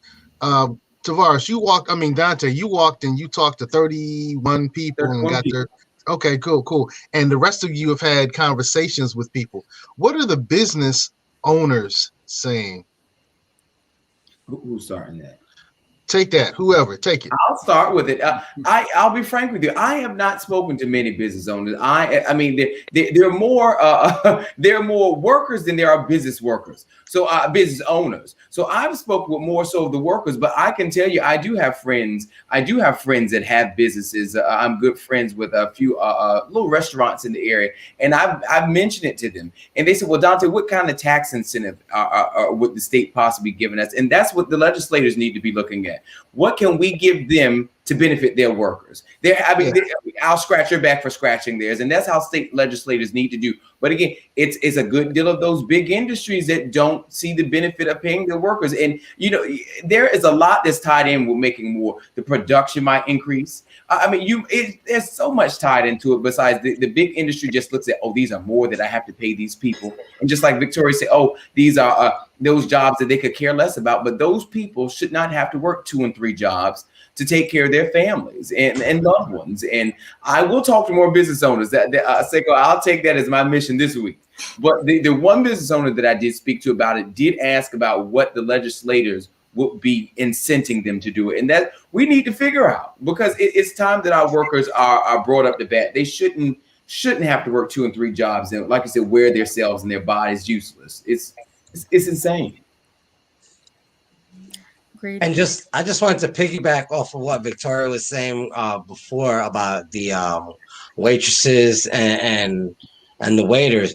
Let's keep in mind, people are griping about the $7.25, but let's keep in mind those waitresses and those waiters, they don't even make that. They make like 2 and change. From what I hear, they make like 2 and change, and the rest they rely on tips. Yeah. Nope. And Ms. Jasmine just made a comment of that. They make $2 and some change an hour. And then remember, we have the conversation of, well, I feel like I shouldn't even tip. Like, why do I have to tip for?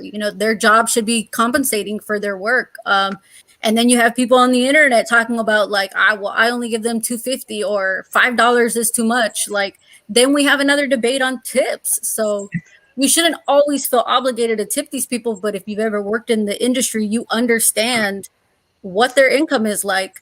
And that's all we're seeing right now is just the lack of empathy, not paying attention to your constituents, not actually servicing your community, because I can't believe we still have these problems. And all we keep saying is, yes, it's bad, but we're not really doing anything about it. Amen. And just think about it. These are the same individuals that we're considering as essential workers right now. Yeah. Oh, my goodness. Same individuals we're considered as essential workers, food service workers, individuals who work at the grocery store. All these individuals who are making that minimum wage, they're heroes. We need them. And then we slap them in the face with $7 and some change as a minimum. That's right. They can't take care of their families, but they're risking their lives every day to make sure that we're able to go out and get the little food we get. We're able to, those who want to go out and patronize restaurants are able to do that, because these individuals make sure those things continue to run and continue to operate. And this is how we've been repaying them. And it's wrong. Yeah, it's more performative action. We'll put up a sign and put up a tweet that you're a hero, and then stop short of actually supporting you as an essential worker who really does keep the community living, quite literally. If you're feeding me, you're keeping me alive. And yeah, I think that I have heard from a few business owners that this is a fear. And like Dante said, it's more of like, how can I continue to be supported? Because I want to pay my employees a living wage, but I really am afraid I might go under if that's the case. So I think we do need to find ways to maybe even close that economy loop. Buy more local. Buy at these places that are locally owned, that are paying their workers a living wage, and give them those dollars. Maybe don't buy everything off Amazon and don't Instacart all your food.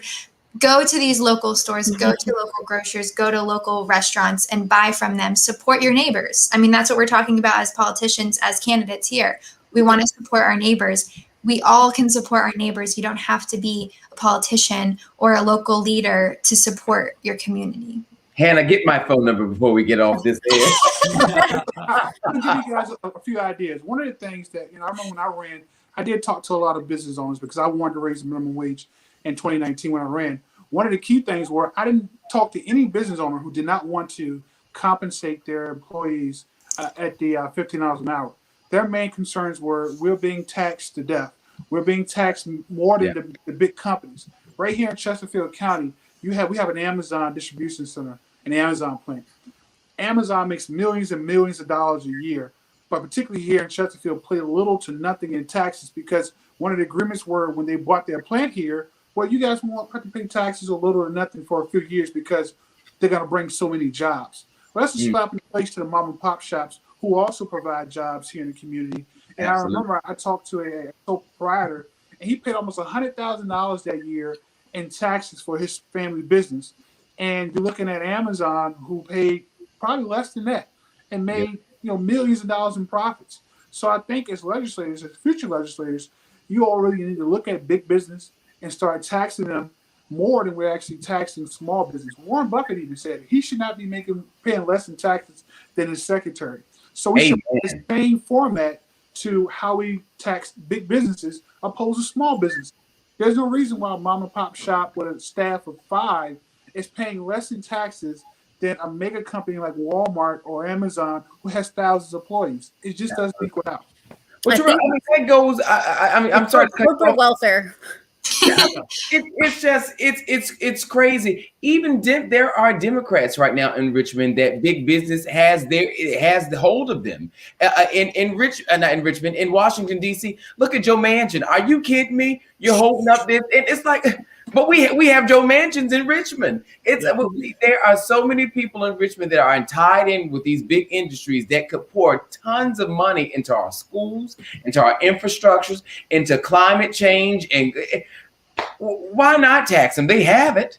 Let's tax them and let's take the burden off those mom and pop shops. That goes back to what Hannah says. So many mom and pop shops lose out to the Amazons and lose out to the Walmarts. Yep. We've got to invest in our communities. I am very big on small community and small mom and pop businesses. We've got to pour back into them because the Walmarts and the Targets and the Amazons, I do like Target though, but they've all they have gotten away with so many tax breaks due to the last administration in Washington. But we have to have people in Richmond that are willing to tax them so we can take that burden off of those mom and pop shops. That way they can be able to pay those workers those living wages, not the minimum wage. Yeah, I think Virginia definitely needs to start looking out at what other states are doing, where localities get together and say that we're no longer going to be offering these, perks to these big companies to come here and provide jobs and a sacrifice of taxing working people to death. We have seen it. I know. Oh, I'm sorry. I know a lot of people. Oh, I just totally blanked out. I have no idea why. I'm so sorry. I know we're dealing on taxes. Somebody in the comments had said, the small business owners, should treat their employees well. And that is the fear. I'm going to go under. But if you know how to run a business, you're going to make it successful where you can take care of everybody. And if you can't take care of everybody, then don't open up a business. Absolutely. And we also know it's trial and error. Your plan did not succeed this time for your business. Take what you learned and try it again. Try to figure out how you can. And we have seen $15 minimum wages go up, and states are not in economic crumble right now. That's true. They're doing just fine. And the one big way to support our local small shops is higher wages. us people, the everyday consumers, the everyday workers who go to our favorite places every day, are the ones bringing our money in. And if we're not making enough money, then I'm cutting it out of my budget. I'm no longer shopping local. I'm no longer supporting the favorite places I like to eat because I'm trying to save my money. More money in our pocket, more money in our economy. We're the vendors. My money is not overseas. My money is, contributing to our community. Yeah, absolutely. Absolutely. I'm glad we found a topic that we all love so much is higher wages for people. I want to shift to just a little bit to another one that's always going to be in the news, especially very recently. The Democrats in 2020 put forth a sort of a lacking marijuana decriminalization effort. And in 2021, they put off legalizing marijuana until 2024, another 3 years. But they also did it in some troubling ways. Namely, they created 2 new crimes within marijuana possession that will instigate further probable cause concerns, and those are already systemically racist. You three can bring a breath of progressive fresh air to the debate from Hampton Roads. So what should we do specifically on that? And let's begin with Miss Victoria. I'm from California, you guys. And I'm also a disabled veteran, so joking. Man, a little bit. Man, I'm just very shocked on how we are continuing to demonize marijuana, knowing that this can help us in so many aspects. Hemp and replacements for toilet paper, all that good stuff, I guess, that we could be using it in a non-recreational way. Man, and we already know that this topic is very much linked into racism and economic inequalities and stereotypes placed on people. Oof, this is such a big topic. We're going to go on this one forever as well, because I understand, the negatives of this as a parent and, growing up as well, regardless if your parents talk to you or not. People have mingled, tried things because peer pressure is real. I would have just hoped that Virginia was definitely being progressive on this and jumping into it and following suit of the states, regulating it well, making sure that they're doing the right steps to keep it away from children, kind of in a way how we do with alcohol, but, people have drank in their teen years. But this could probably be a way that we could lower taxes on working people and fund this another way. Because I know that's a big issue that I'm always hearing is taxes here are just going higher. So we have seen that this does provide money for roads, for schools, for welfare programs. Why are we restricting you from opportunities that really are not harming anybody? These are just other ways to become business owners, to cope with life and stop criminalizing everybody, which is one thing I know we're all trying to get away from. Mr. Dante. Oh, good. Listen, and the gentleman that I will be primarying it was one of the people that came to a few forums in the community and was so empathetic about trying to do so much to decriminalize Black and brown communities, but go to Richmond and do completely the opposite. Marijuana is years ago when we probably all were youngsters, a lot of Democrats back in the day used to say it was the gateway drug. And I'm glad now that studies have shown it's not the same. It is not the same. You're not going to go from marijuana. Most people won't go from marijuana to heroin to whatever else.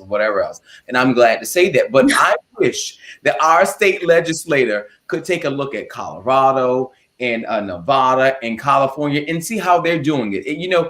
I am a big fan of regionalism. I am all for what the next place not just cities, but looking what the next state is doing that we could do to push our state forward. and California and the West Coast, they've got something. It must be more sun out there or something. They've got it figured out. So we need to get some of that sun into the Virginia State Legislature. Like Victoria just mentioned, those are tax dollars that could go towards our education system, that could go back to infrastructure, that can go back to combating climate change. And our state legislators, again, we have the green light and we have our foot on the pedal, but it's still Democrats. What is the holdup here? I've got to plunk this part into my stance on the distribution of marijuana, and I'm very pro small business. I don't want to see the state regulate. The state is already regulating alcohol. Let's give, these are more opportunities to small businesses. And I promise you, now I'm not a weed smoker, but I can tell you, I do have some friends that they spend more than $20 a weed. That is, these are jobs that we can pay $15 an hour to. If mom and pop, five or six people working there, I promise you that it might be open like 7-Eleven, 24 hours a day, but they can afford to pay those people well. Let's look at that. Let's look at that money that can go back into the system to keep things. We just have a bunch of stale Democrats, and we do have some stale Republicans that just don't believe in putting their foot on the pedal. And I think the three of us, I think all of us on this cast believe if we have the seat and the keys, let's drive this thing. So that's how I feel about it. Miss Hannah. Yeah, I agree with everything so far. And I know I mentioned it earlier. Unfortunately, my delegate and quasi-opponent, since he is running for another office as well, he did vote yes on that bill. And unfortunately, it does further decriminalize young Black males through the new the new crimes that they've created through the bill. And right. My district is primarily young and primarily Black, and it continues to put the people that live in my community, the people I taught. I had a lot of kids get taken away for possession charges during school and outside of school, and they just were gone, the next time we came back to school. And it's just going to continue perpetuating that problem that we already have. And one concern I have, and outside of this issue, but much applies to this issue, is the school to prison pipeline. And I think this just continues to perpetuate that, and it keeps kids on that track.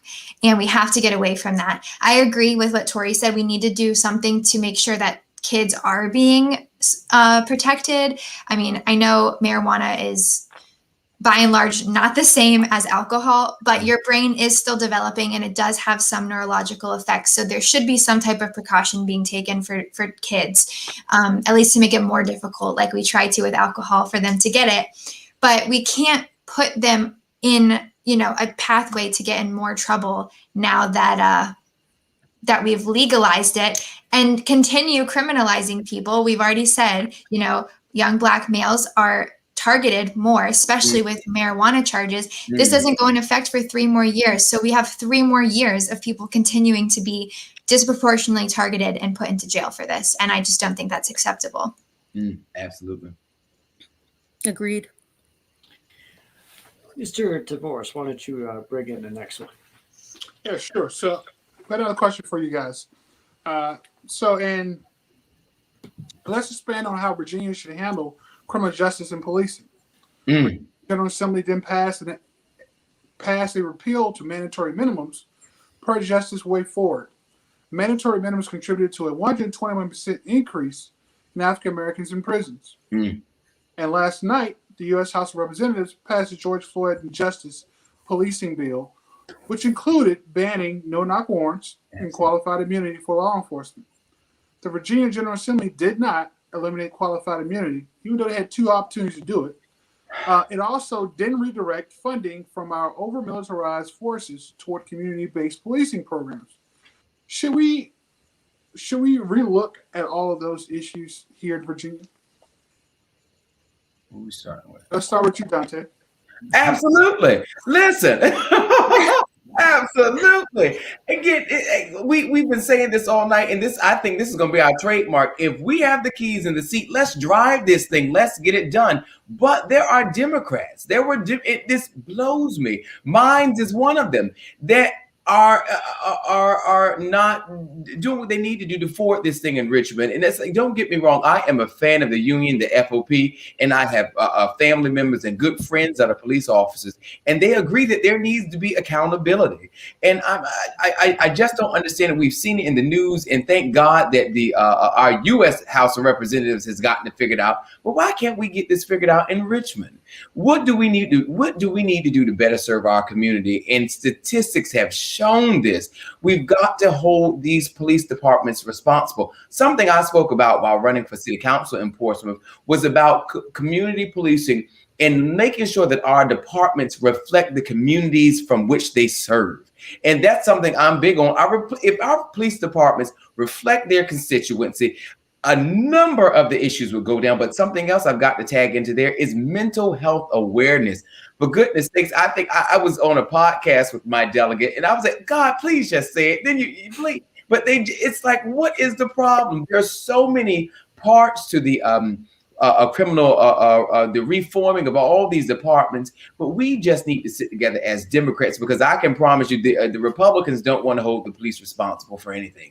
They just can get away with anything in our faces. I don't want to keep bringing up DC, but we saw what happened with the impeachment trial. It's in your face, but it's fine. It's fine. But we really need to sit down with common sense reform when it comes to these departments. And again, we've got Democrats that are holding this thing up. If Washington can pass it, why can't we pass it in Richmond, especially if we're blue across the slate? We just need some new blue in Richmond. New blue. Hannah? Yeah, I second everything. That was brilliant, Dante. And I agree. I don't know why we can't get this stuff passed. It really, I hate to say that I'm even surprised anymore. And I hate that I'm not surprised that this is happening anymore, because we have video after video after video of things happening on camera. And then still we're not getting anything done. We're not changing it. And I really believe in the analogy to it as like a barrel of apples. I have a lot of berries in my fridge. When one gets moldy, they all quickly get moldy. You can't just take one out and it's fine. It keeps going. And those little mold spores, they're already in the other berries before you see them. And I think that's where we are with our criminal justice system. We have to strip it way back and build back from the front. And, I was doing some reading and learning about, the history of police in America. And, I have to double check my sources and continue learning about this. But one article I saw was talking about the roots of the Texas Rangers, and that they were originally slave catchers because most slaves escaped to Mexico, not to Canada. And so that was why they were created, was to catch people trying to escape from the South. If that's the root of the system, if that truly is the root of the system, then it's been moldy from the beginning. We have to rebuild. And, in my work, we use a lot of terms that aren't quite normalized yet, but I think are really important. And one that I love is the people of the global majority, which is everybody except the white people.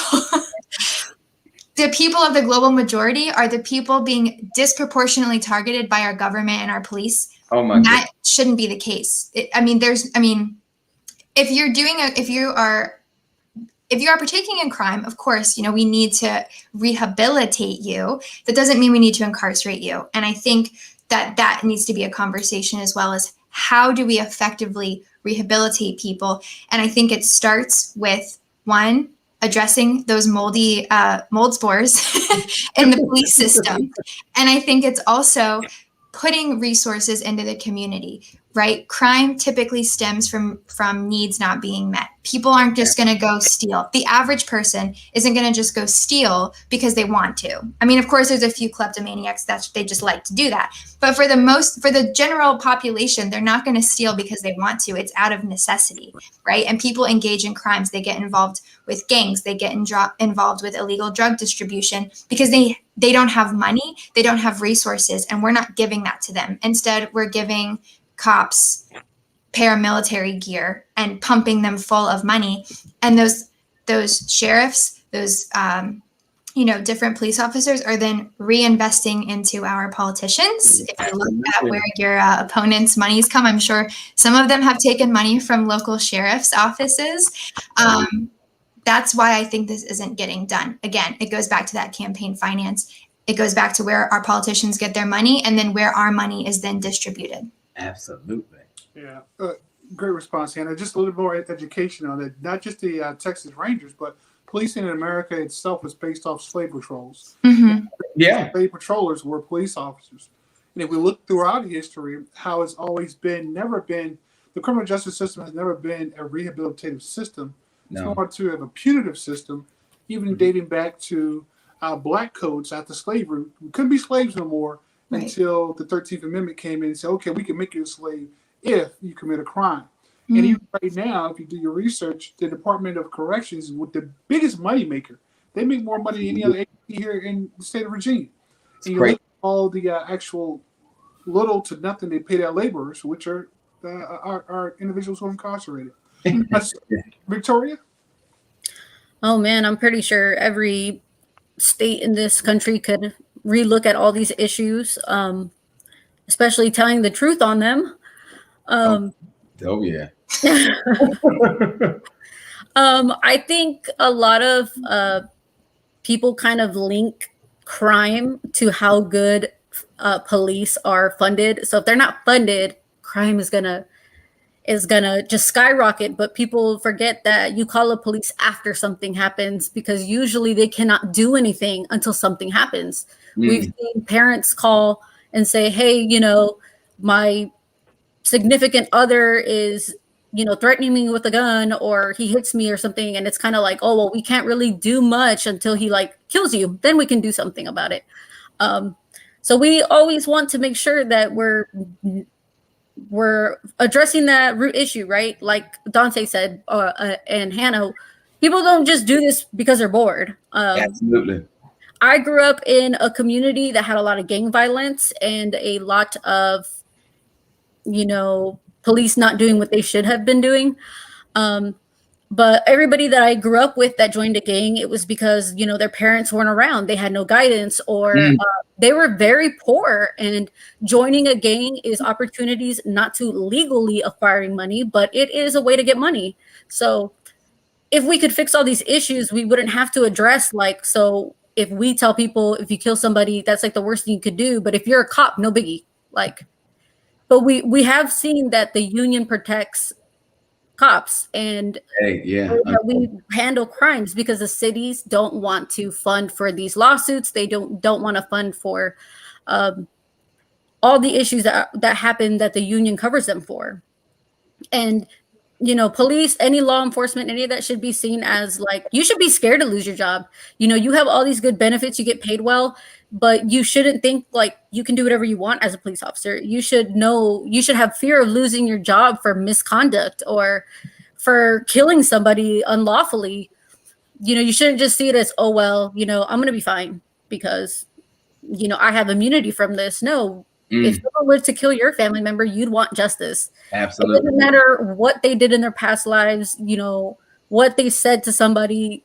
Nobody deserves to be killed by law enforcement because they're upset or they don't agree. But I have seen that a lot of people keep saying that if we defund the cops, then who's going to protect us and who's going to stop crimes? And then you have the other people who are like, well, I own guns, so I'm going to protect myself. It is not your job to stand in as a police officer. No, I understand that we are lowering the standards for recruitment, but I'm sorry, no, you can't. This is what we pay taxes for law enforcement, to protect our communities, not for you to be like, well, they're not doing their job. Now I'm going to go play cop. But people have to really look at it. Policing is done in very poor neighborhoods. I live in a suburb area compared to what I grew up in. So I don't see cops a lot here. But when I go down to areas that, aren't well taken care of, I see cops at every corner, or I see cops hiding behind a house or something, or they just sit there. So we know it's not that, you're just a criminal by criminal identification. It's you are being over policed. Certain people are being criminalized. differently than other people. That's where the stereotypes come in. Yeah, and if you want to play military, go join the military. I bet you won't like it. Giving cops military gear isn't I'm sorry, but you don't do the job of the military. You shouldn't have that stuff. I understand we have departments for certain things, but we're not, you know, in a high dangerous area. We're in a city where regular people live next door, where, you know, we want to say you have all these rights in the world, but it seems like we're just taking them away with a new law that is just going to affect you harshly over something so small. Right. So yeah, everything that we do in force of laws needs to be overlooked for sure. Yeah. Can I please tag on to what Hannah and Victoria were just saying? Victoria, you hit a spot. I kept thinking about this. The neighborhoods that are under police tend to do a lot better. And why is that? Because the opportunity is there. We've got to reinvest into our communities. And I think our state legislators, some of our local leadership has forgotten about that. The community centers, we've got to give young people opportunity. The rec centers across Hampton Roads are closing left and right. Young people, they right now are not in school. So they have no other, I mean, the only other thing, what is it? An idle mind is the devil's playground. So they have plenty of time to get into mischief. We've got to reinvest into our communities, just like the wealthier zip codes have the investments from the city and from the state, because they have the people that have time to pressure the legislators. Those poor or those lower income neighborhoods and zip codes, we've got to do the same investing into them. Community and rec programs and something to keep those areas active so that the police don't have to continue to heavily police them, because apparently the policing isn't getting all the jobs done. It's just, it's trying to keep touching up a Band-Aid, and it's not getting anything done. We've got to invest into our communities, and I don't know why some of our Democrats in Richmond have forgotten about that. Good points. Good points. I want to try to get the last little bit before we get to about 2 hours, and I want to see if we can cut the show at We that have been point. talking, y'all. I love it. I know. Thanks for everybody hanging in there. Right. Exactly. I want to piggyback off Mr. Stephen Johnson's comment about casinos, because that was also one of the questions I wanted you guys to see a little bit. Should casinos be expanded in the region? I want to begin with Ms. Hannah, because Norfolk is going to be one of the hot spots near Harbor Park and such. So let's touch on gaming. What's your position? Yeah, you know, I was really disappointed that passed. Again, not surprised, but disappointed. I know it was kind of a contentious topic in Norfolk. There was the argument of the tax dollars, although it's arguable where those are really going to go and how much they'll really bring in. Where I see it as being the most, for two reasons. The first is the easiest to knock out, and it's the fact that that spot is a brown water spot. So the money that's going to have to go in and be invested before we can even begin construction is millions of dollars, because of the location.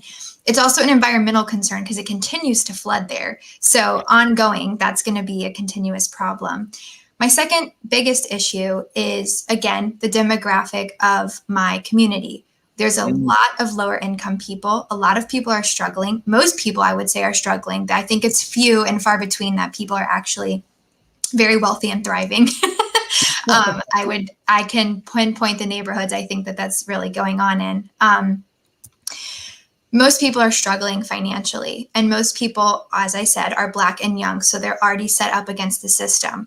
So I think to dangle that carrot in front of them of gambling is only going to continue to make the situation worse, because, you know, it's easy to say I can go in here and I can make more money if I go. But what happens when you're not making the money and you're just dumping more money in and putting yourself into a worse situation? I think that's really harmful, and that really scares me. The other thing that I'm continue to think of, and the naval base isn't in my district, I think is actually part of it is in Dante's, but is the young military guys. My brother is a Navy boy, and he talks all the time. These boys end up, and girls, these people end up with all this money all of a sudden. And if they're somewhat responsible, it's a lot more than they've ever had, and they don't have many expenses. So you put them in a new place with a lot of money, and they're going to go gamble it all away.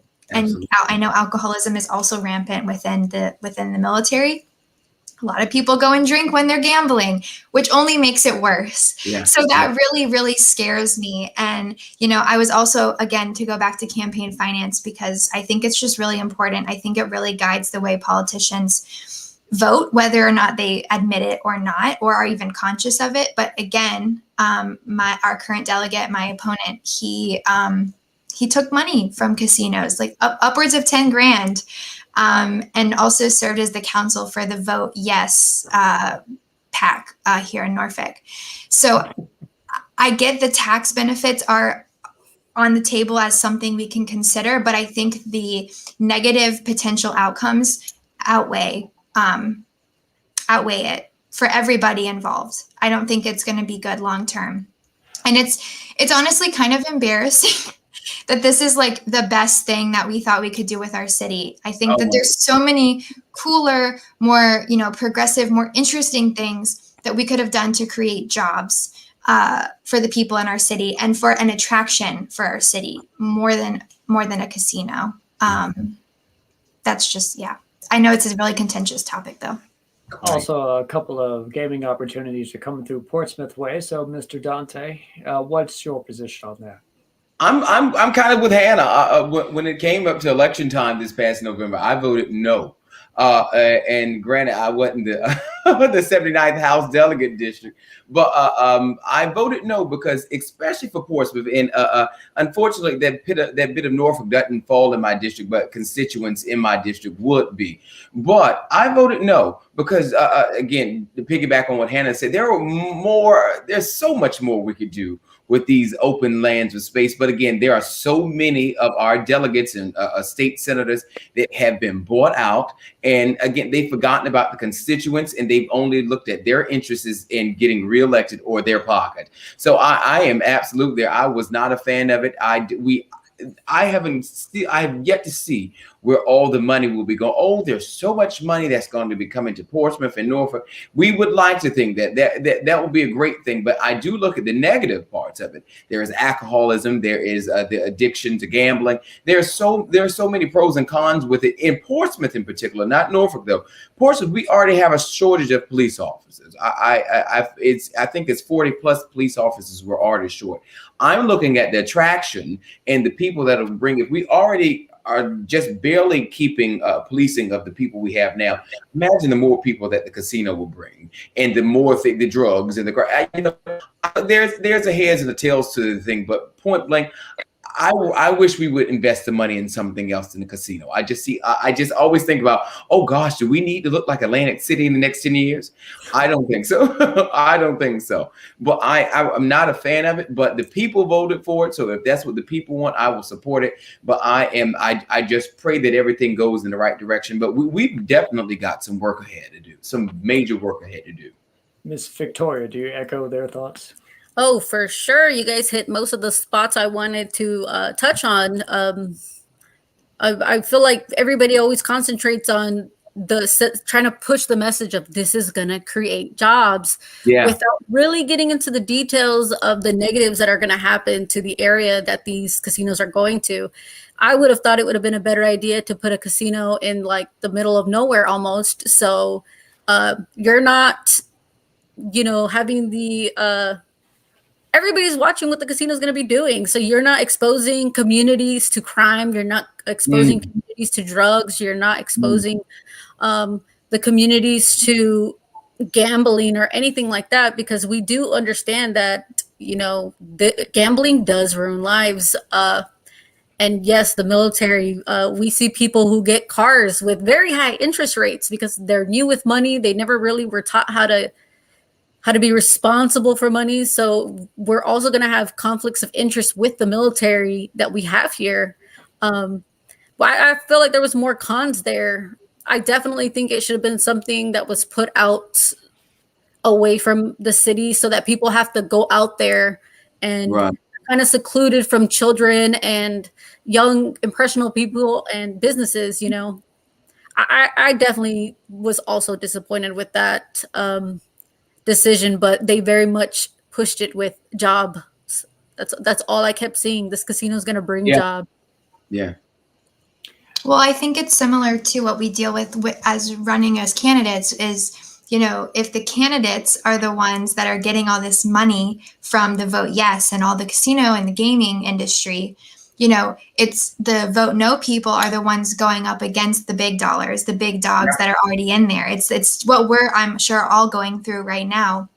We don't have big donors. We're not taking corporate money, and we're going up against the big dogs. And it's the same thing. You have to get your message out. And I think a lot of it was just misinformation, and the people that had more resources, they were able to swing the vote in their favor. But like Dante said, people voted for it. Now all we can do is really hope that there's policies and procedure put in place that keep people safe, and hope it plays out as expected. And that people stay safe, and those tax dollars really are used in a productive way. We can hope. I already could imagine the tax hike that we're all going to see.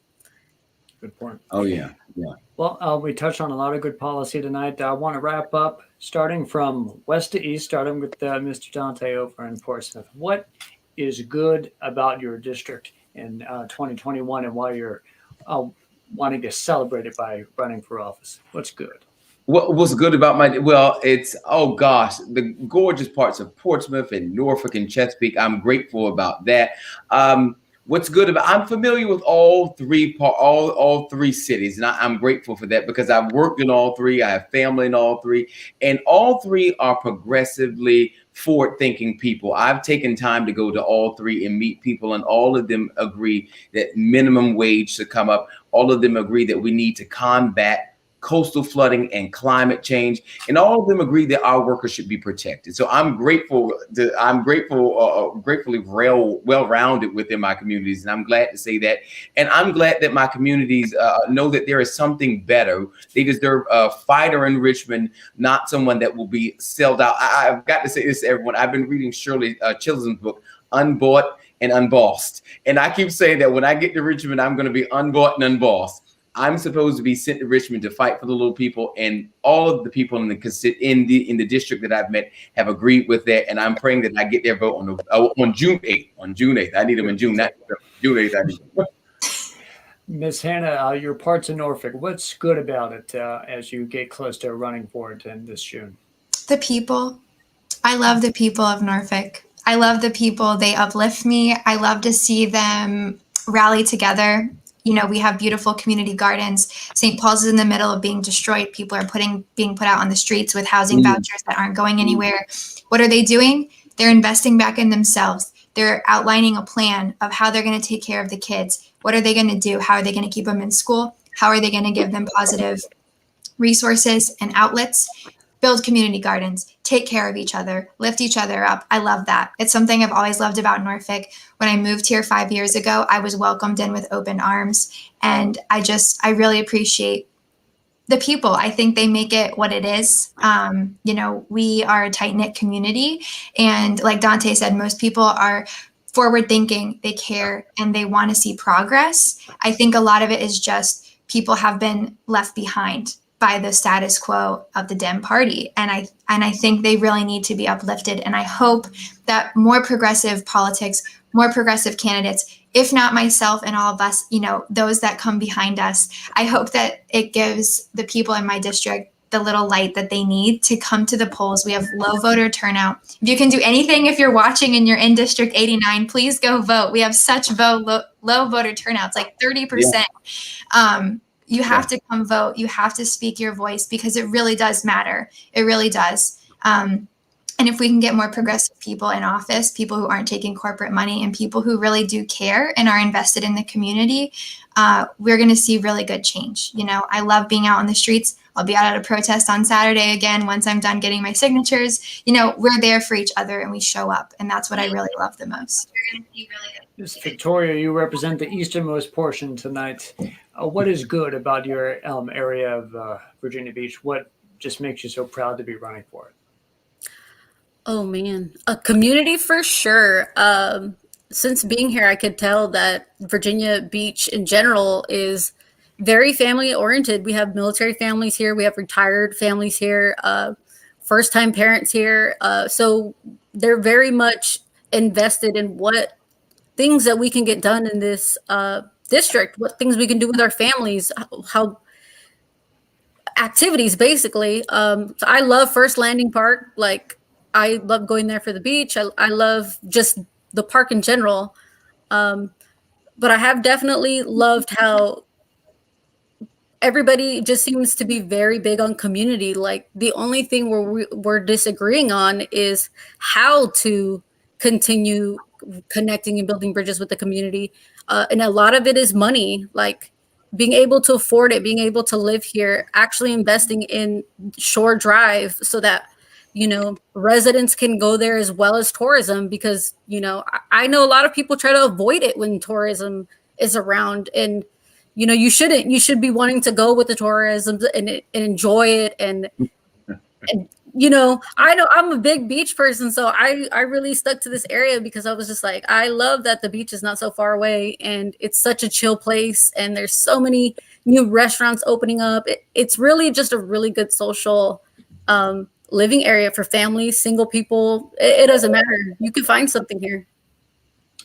Well, Miss Victoria, Miss Hannah, Mr. Dante, I want to thank you guys so much for being on the show, enjoying talking about politics with us, so people of South Hampton Roads can really get a grasp of what they'll be facing going into later in June. Mr. Tavoris, again, thank you for coming on and being more about a moderator, more of a commentator now. I'm glad we were able to have you on. Any last remarks you would like to have tonight?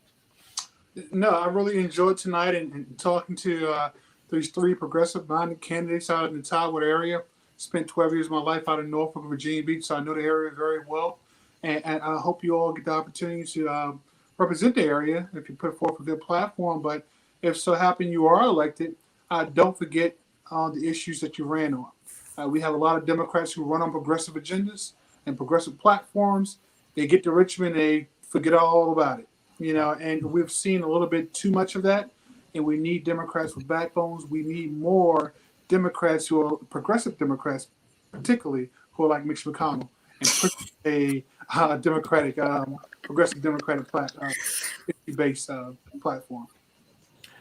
And you could be definitely one of those if you run again, Mr. Tavoris. I want to help you next time you want to run for office there.